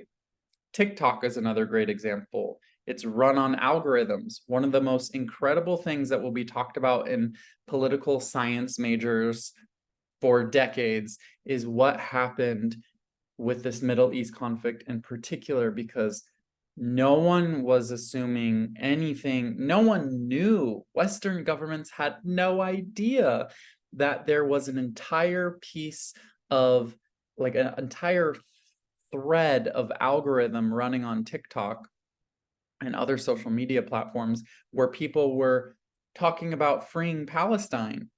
And it wasn't until there was all of us, because unless you're subscribed to that thread, you're going to have no idea that it even exists because your algorithm won't show you that. But now we're seeing the physical effects and external reality of exactly what we're talking about here, what community looks like when people are in their own reality bubbles. So the tribe brings it to the collective, and then the collective metabolizes it. Before, our information was top down. So we just take in what's being fed here, right? Which is a lot of people are still interfacing with information in that way. But now we're subscribed to all these different things, and it's partly why things seem more polarized, but what's actually happening is the collapse of polarity.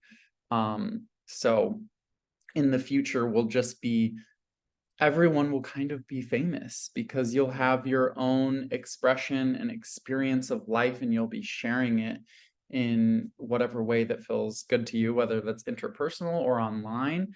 And there will be some people that subscribe to you and people that you subscribe to, and it will just be this network of consciousness that's constantly interfacing and interacting with each other and updating information on TikTok. Like, I love TikTok just simply because it's such an amazing social experiment, because people are there learning about all sorts of different things, and they're subscribing to these different little things, and that's why they call it like book talk and spiritual talk, and it's all these little different TikToks that are within this whole structure. And that's kind of like how reality is working right now.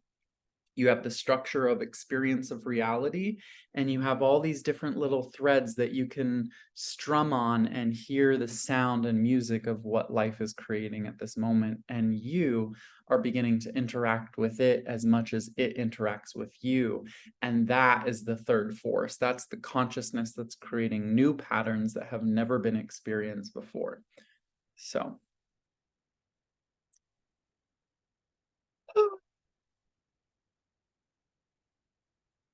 Anyone have anything else?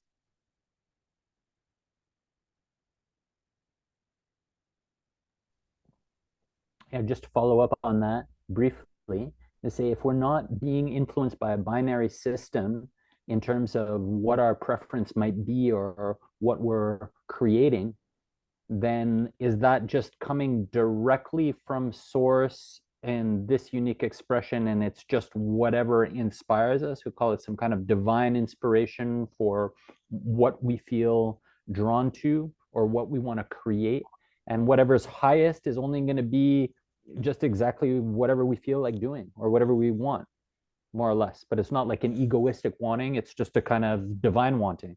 Well, yeah, if you think about the compression model again, there's human will and then divine will, but all of that is being collapsed into there is only going to be divine will expressed here. There's not going to be any difference. And what's happening in the binary process is all of those things are being calculated out, which is why personally, that's why I chose to do things that seemed uninnocent as an innocent being, because I was like, I'm innocent. Like, I'm going to make choices that appear to be uninnocent just to prove to the reality of myself that it's all okay, because only consciousness is here, only divinity is here. The idea that there's a binary or an opposite is just an incomplete image of what's actually occurring here. So it's not that it's divine will as opposed to ego. It's just that there's ego, will, divine will, and then a third force, which is really just the one that's observing it. In sessions, I think we've talked about this before in somewhere. Anyways, the ABCs of consciousness. A can happen, B can happen, but only C is observing it. Only C, consciousness, is observing whether A or B happens. So it doesn't matter if A happens or B happens, it's only C that's observing it. And many people are trying to get from A to B, thinking that B is better. But B is just one of the options. It's just an experience and expression of what could happen. Now, when you're talking about as far as the qualities and virtues and values of your soul, that's going to look different for each person, because your sense of morality and ethics are within your own self, and what feels right to you may be different for someone else. Take the issue of abortion, for example, right? So it's not everything is so clear cut, but what I can say is that where there is confusion, there's typically an attempt to determine right versus wrong. When there's just clarity, what's right for you. That's clarity. It doesn't have to be right or wrong, period. It's just clarity for what's right for you or right for the world around you. And that's what I mean by we're in a trichotomy. Just try it. Does that actually feel good when you do that? Does it feel good when you lie? Does it feel good when you steal? No, it doesn't feel good, right? At least it doesn't for me. So, but you can try it, doesn't make you wrong or bad or anything like that. It's not that, in fact, divinity wants you to lie because it gives it an experience of something that it can't have, which is where there's no such thing as wrongness. There is no such thing as an experience in a vacuum of experience. Nothingness came here to have an experience. It doesn't, on that level of consciousness, it really doesn't matter what you experience. It doesn't matter what happens here. Only from this perspective do we even care what happens. And that's the creative process, because you're creating something that's never happened before. You're taking something that doesn't care what happens because it's so liberated, coming into something that totally cares about what happens. And the merging of those 2 points is the third force that is awakening right now. So the third force is always the emergence of consciousness. It's the cutting edge, because you're taking 2 things that have never, that's why I love the extremes. I love living in the middle of the city and living in the middle of the jungle. It's the extremes of the experience that collapse and create something new and emergent. I've never understood wanting to be on one side as opposed to the other. I'm like, I want to taste all the extremes, because in that is the alchemy of something that's never occurred before.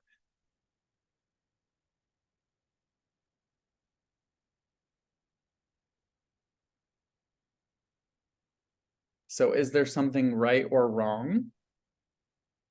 There's definitely something right or wrong for you. And, you know, we could argue about, you know, things like murder and whatnot, but I don't think that, I think it's getting into all kinds of interesting flavors of morality that I think are really actually quite clear cut when people are observing the third force. And the third force is definitely not being observed in cases where that is occurring. And we don't need to argue about the rightness or wrongness of that. We just need to bring people into the third force of that, which is why the neutrality of our humanity will be such a huge factor in it's humanitarian. Like, if that's an industry, humanitarianism is gonna blow up over the next decade, because there's so many different things that are changing in life that are going to require us to consider the human element, because we've never considered it before. Not really. So the expression of divine will is all that is going to be expressed here. And the binary system will try to be in divine will as opposed to something not in that, but only divine will is being expressed. And it's not about trying to get to that because you're already there. Do you see what I'm saying? When dimensions start folding, it's difficult to try and put into words, because it already is, and yet it isn't, but it is, but it's not. And when you fold the point A to the point B, it's all in the same space, and yet it looks and feels different. The quality of what you see may be exactly the same, but the way in which you're perceiving it will be different. All of that to say, it really doesn't matter where you're perceiving any of those things. It just matters that you're having a perception and exploring it. And that's the trying things out. How does it feel for you? And continue moving forward from that place until you find yourself in a new space. Love it. Mahalo. Any other questions, comments? I have a part 2 to my Yeah. question. Yes. part two of my question was, I kind of missed the old days before cell phones, and when you were in a crowd, people actually, you would see smiles and people looking at each other, not just people stooped over their cell phone walking down the street. So am I making sense? Are we gonna have that again? Or I think that those communities already exist. Life technology is a really easy way for people to escape what's actually happening. And it's also a lot of the most advanced beings on the planet are quite quite young, right? And their systems are so advanced that they're kind of like I see them and I'm like, oh, you're just buffering. Like, we're not ready for you. You're not ready for us in the way that we're at, right? You're buffering. And technology is what, like, you'll see so many kids with iPads, right? A lot of those kids, super advanced beings, but the world as it is right now, it hasn't, like, they can't even do anything with it because the frequency match isn't there. And as consciousness arrives to where they're at, they're going to become uninterested by the technology that they're playing in.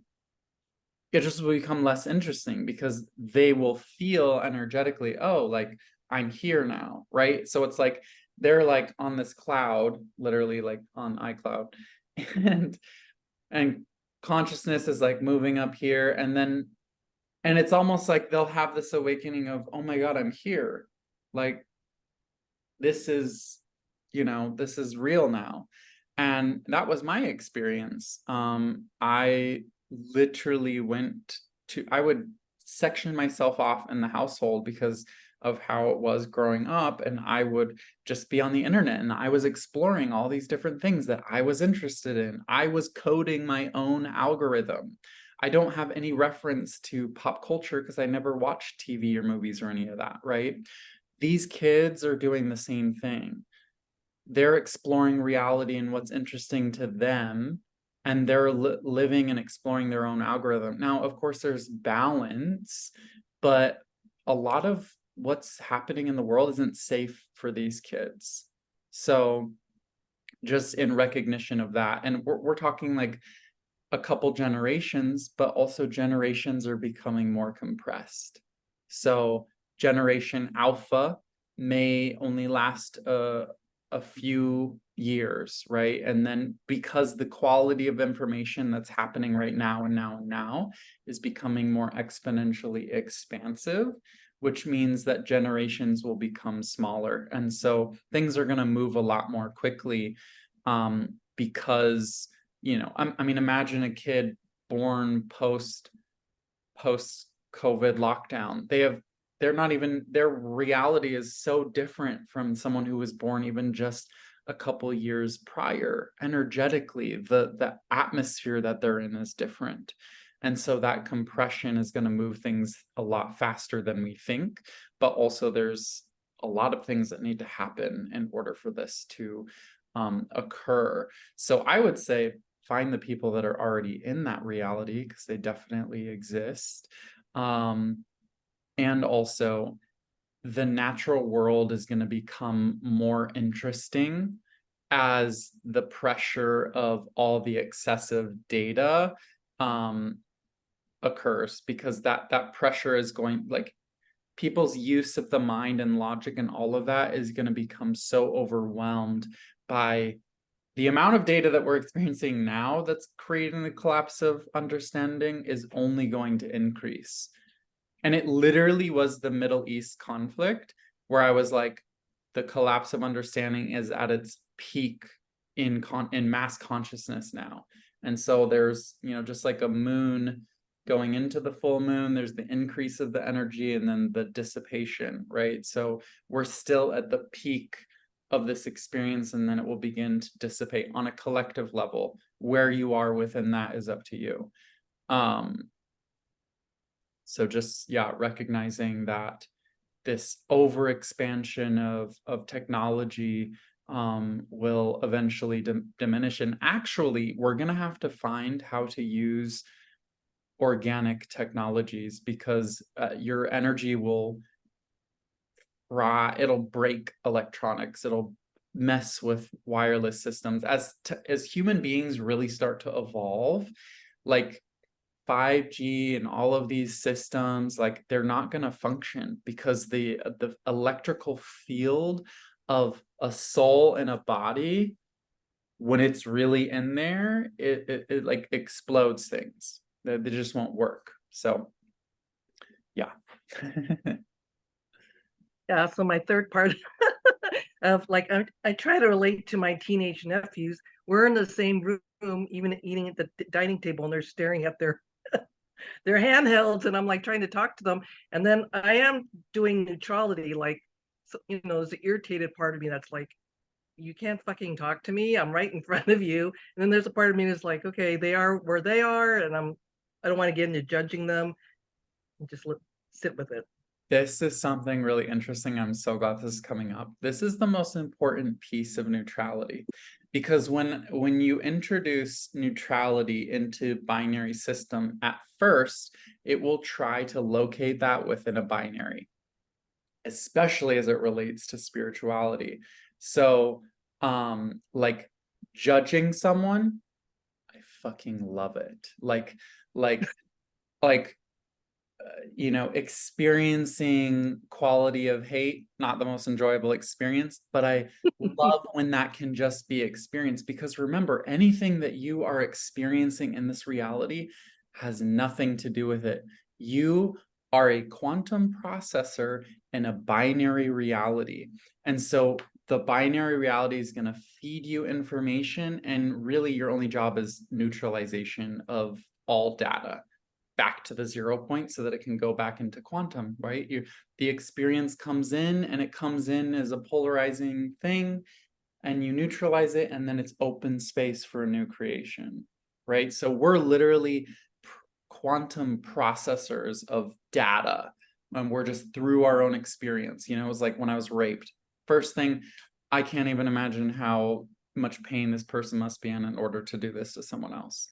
That's me neutralizing in that moment that data, right? So I'm not saying judge people or hate. What I'm saying is, if it occurs in your field, it doesn't matter if it does.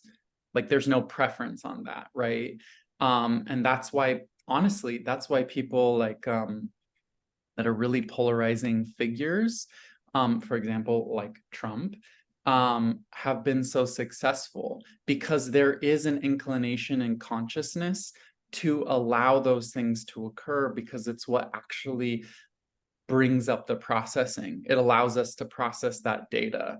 So Trump, in one way, was actually massively increasing the amount of data that could be processed out by the collective field, rather than trying to maintain order through, like, you know, if Hillary was in office.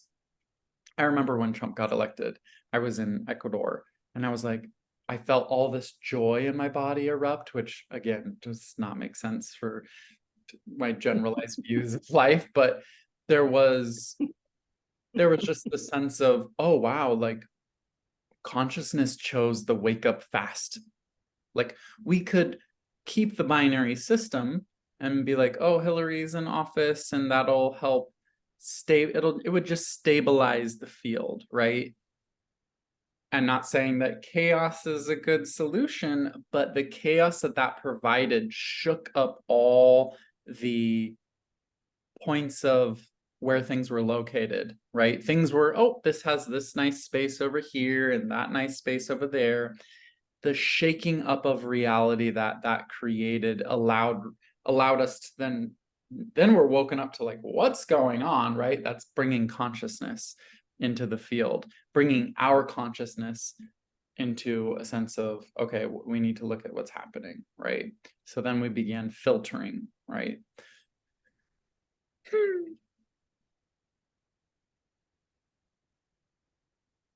So is the bottom line with my teenage nephews, that we're on different frequencies, and that's why we can't relate, even though we're sitting next to each other? Yeah, no, I mean that's definitely what's happening. I mean, I remember being in San Francisco when the tech world was really like taking over the city, and it this is when I really started to realize, I was like, oh, reality is just reflecting that we're not in the same reality at all. Um, and they can't relate to me, and I can't relate to them. And it's not that we can't actually relate, but it's like we're not experiencing the same reality.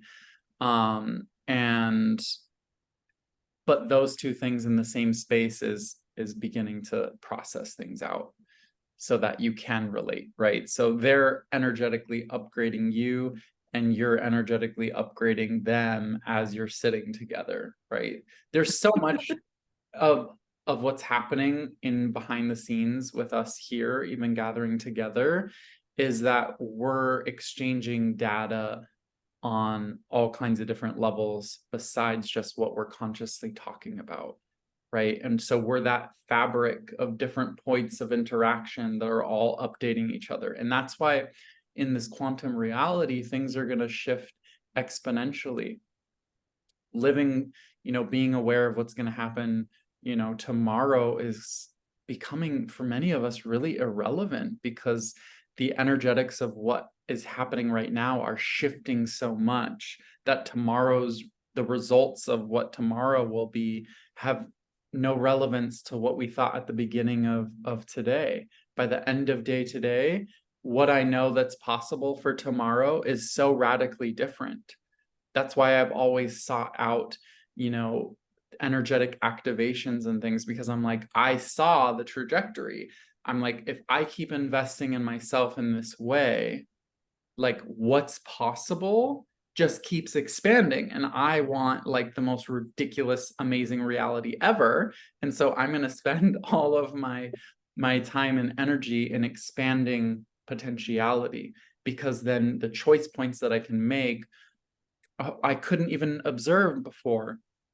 Even before today, like what I can now see from having just brought this through in a more physical way is wasn't it wasn't possible for me to observe this reality from yesterday, right? So it's like so much is just, metabolizing. And one of the most important things for quantum reality, especially within the context of you guys working with clients,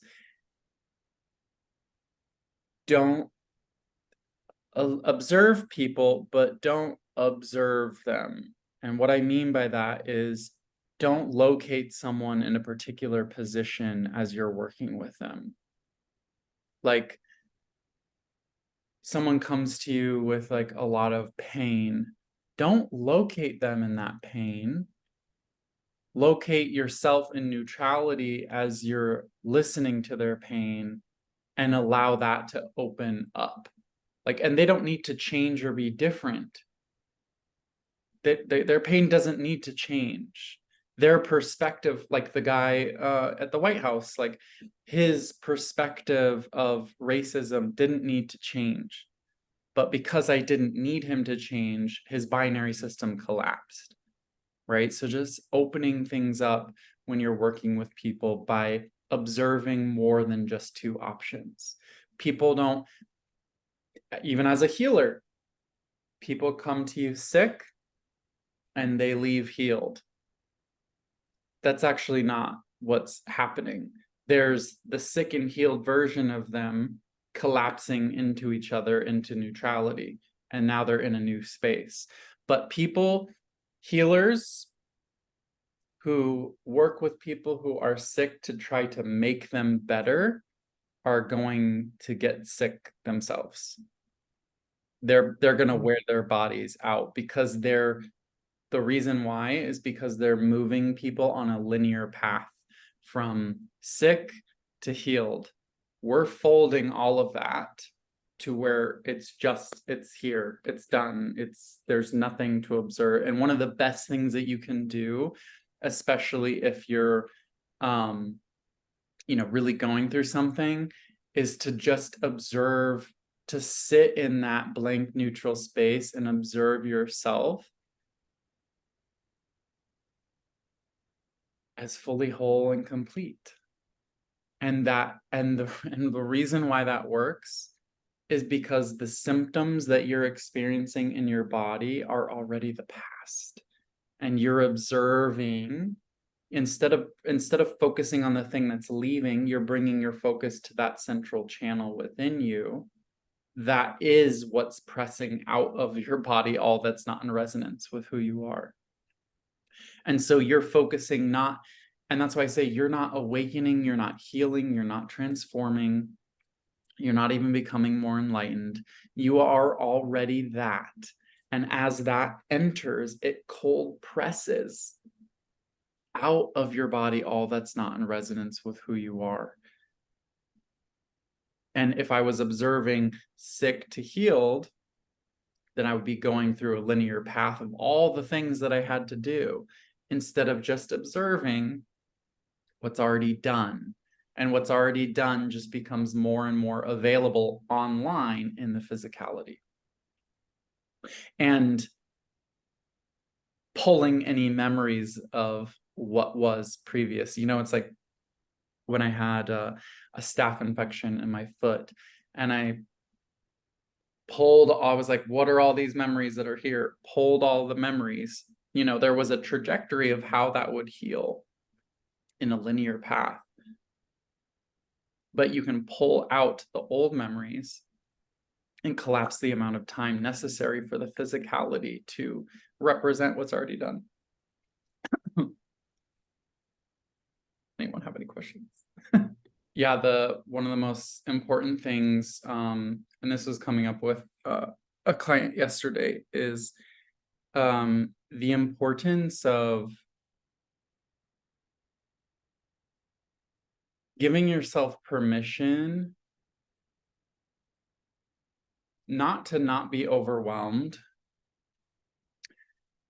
I give myself permission to recognize that I am handling this. There's a lot of, I can't handle this. This is too much. This is I'm in overwhelm. And recognizing that you're here, like you're doing it.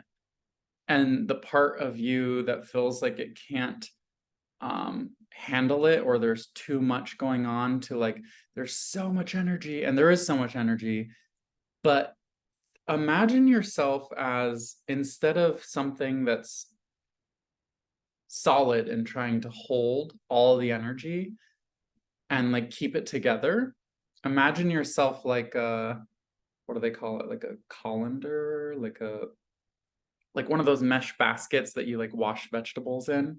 Like imagine that central channel of the water flowing down on these vegetables is like cleaning out everything, right? But you don't need to hold the water. You just need to allow it to run through. And I remember I was like, this is like earlier this year, the activations that were coming through were so massive and intense. And I found myself saying that, like, this is so massive and intense. And I'm like, why is it massive and intense? Because I was trying to hold it, to understand it, to keep it together. I only need to just let things move through. And I observe what I observe, and whatever I do, this is really for you specifically about omniscience, like opening up to your omniscient self, which is already here, that I always know what I know when I need to know it. And until then, I don't need to know. And until then, I don't know. I only know what I know when I know. And until I know, I don't know. That's a mantra that was in the Anatomy of Knowing, I think. So important, because it's really sharing with yourself that you already have access to all information everywhere. And you only need to know what's important for you in the moment. And so many people are overwhelming themselves, especially with spirituality, spiritual information in particular, because they're trying to locate their self spiritually within value. but you are naturally and inherently valuable because you exist. And so many people are trying to use their spiritual journey to attain a sense of value in themselves, that they're doing a good job. Like, you are good. And this part isn't for you. I'm just speaking to general, like, just recognizing that you have this, that you are this, and it has you, and you have it as much as the opposite. What was I trying to say? But letting yourself be that basket, that you don't have to hold things together, that it can just run through, and anything that's so and so lost will come back to you if you need to hear it or experience or express it. Now, as this all relates to the digestive system, the collapse of understanding, again, with the compression, you have the gut, the heart, and the mind. As all of these begin to be compressed, the final, well, this is actually where the mirror happens, but everything collapses into the gut. The gut will be the final collapse. You'll have the collapse of understanding, the collapse of stories, beliefs, and then pure presence. When no matter where you are in this process, the gut is going to experience more and more pressure. And the deeper that pressure is, the more physical the symptoms will be, right? So people having brain fog because the collapse of understanding is bringing them into their heart. People having all kinds of interesting experiences in their heart, and also a lot of emotional purging, right? Because the stories and the beliefs have to dissolve in order for you to come into presence. So wherever you are, right, there's going to be different experiences. But any of them can happen anytime, right? Because it's actually in the quantum experience, right? It's all of them happening whenever is most efficient for you. But this is why, in general, to simplify and organize everything, like my primary sharing or offering is presence is that which always receives value, only receives value. The easiest way to organize anything in your life, especially spiritually, is how is this providing me value? What value is it providing me? What's the virtue that I need to receive from this? That helps you organize into presence.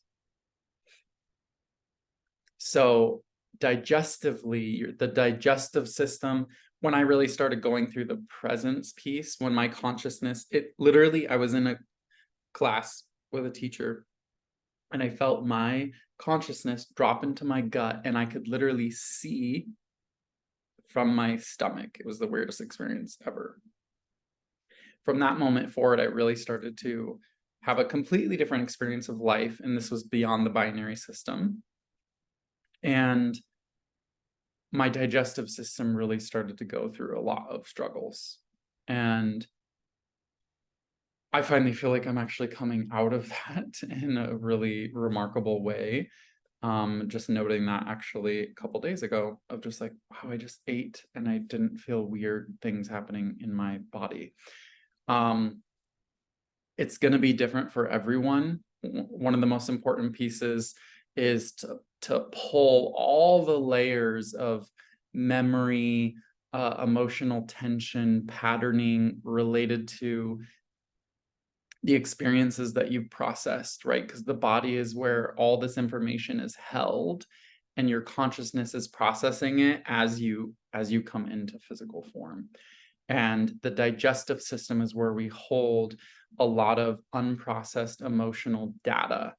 And there's a certain amount of that data that you can simply pull because it's no longer relevant.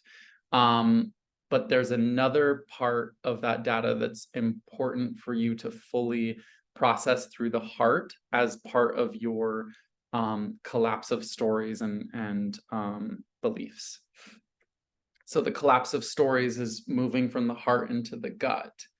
And it's going to be the heart. In order for that, it's like the fuel for that to happen in the heart is in the gut. The fuel for the collapse of understanding is in the heart. So the neutrality of coming into the heart space is what nourishes the collapse of understanding to pull it in.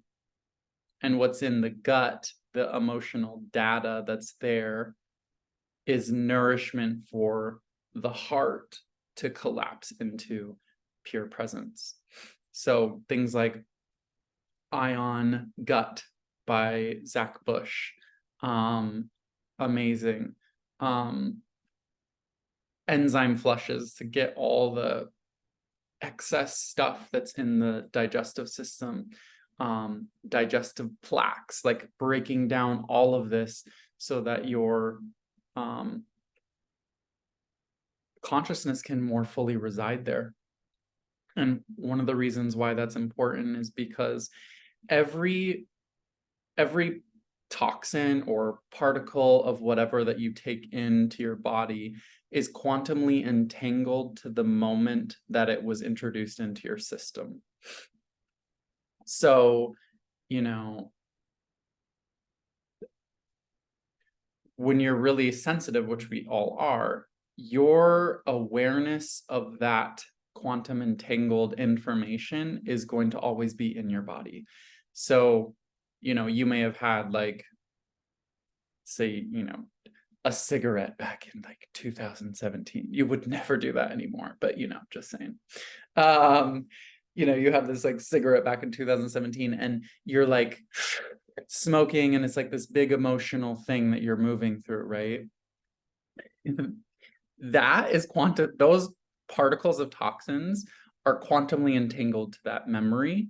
And you can do two things. You can clear the memory, which will release the toxins, which is why doing spiritual work can be a very potent physical detox as well. Or you can physically detox and it will push that emotion up, which is why many people avoid doing cleanses, because it's literally purifying the emotions that are stuck in the body. And in order for them to be completely purified, you have to feel it, right? Which is collapsing the heart into the gut. So there's all these different layers that are occurring in regards specifically to issues in the gut. But Ion Gut, I helped a lady heal ulcers throughout her intestines in like 5 to 7 days by taking black cumin seed oil, black seed oil, Nigella sativa, specifically from Egypt, has to be from Egypt. And what other ones? There's BPC 157. It's a peptide that's really, really healing for the gut and tendons and all kinds of things. There are some like issues with that depending. So just like talk to someone or read up before you decide to experiment on yourself. For example, if you have like bleeding issues, it can be a problem because it will cause more blood vessels to be created, which is how it helps tissues heal. Extreme constipation specifically. So I would definitely do some enzyme flushes, but also I'd be very gentle when there's a lot of backup. Even if you were to just eat a lot of papaya for a little bit of time, like just like, you know, 2 papayas a day, that the enzymes in papaya can begin pulling things out. And there's like stronger enzyme cleanses you can do with Zen Cleanse and others to get that out. Or you could do another favorite is Oxy Powder by Global Healing. They make one of the best colon cleanses. It liquefies everything, and you really need to work on your microbiome after that because it's like full cleanse. But really, the most important piece, and this is where, again, interior design is making a little foray into this moment, is Oxy Powder. Where was I? frequency first. So focusing on the frequency first, where extreme constipation, where in my consciousness have I not filtered, received, or metabolized information in my life journey, right? Is there something that I'm refusing to fully process, that I'm holding on to? What am I holding on to? I mean, that's in the most basic sense, right? The body is a poem. If you look at the body, anything that you're experiencing, it's a poem.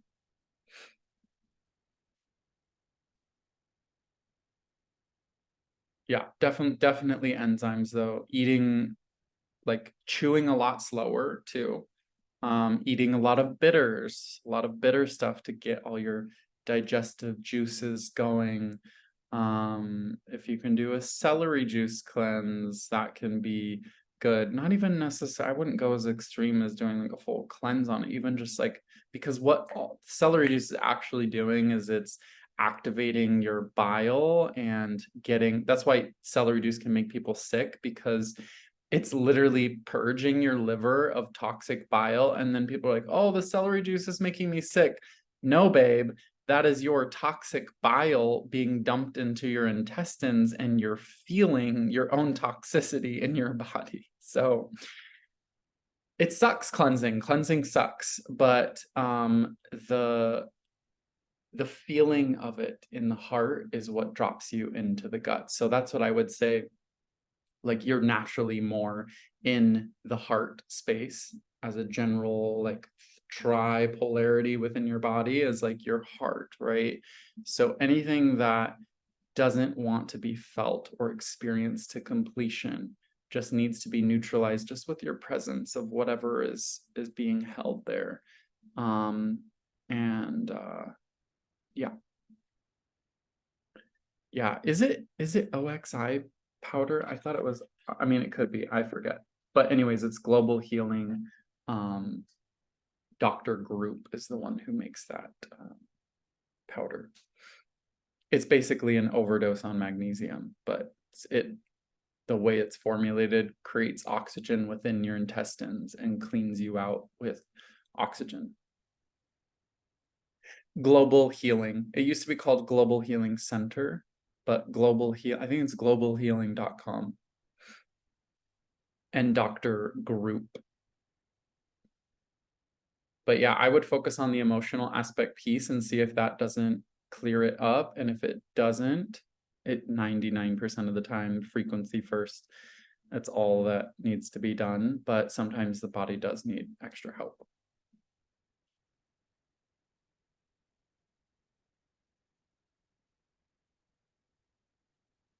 Any other comments, questions?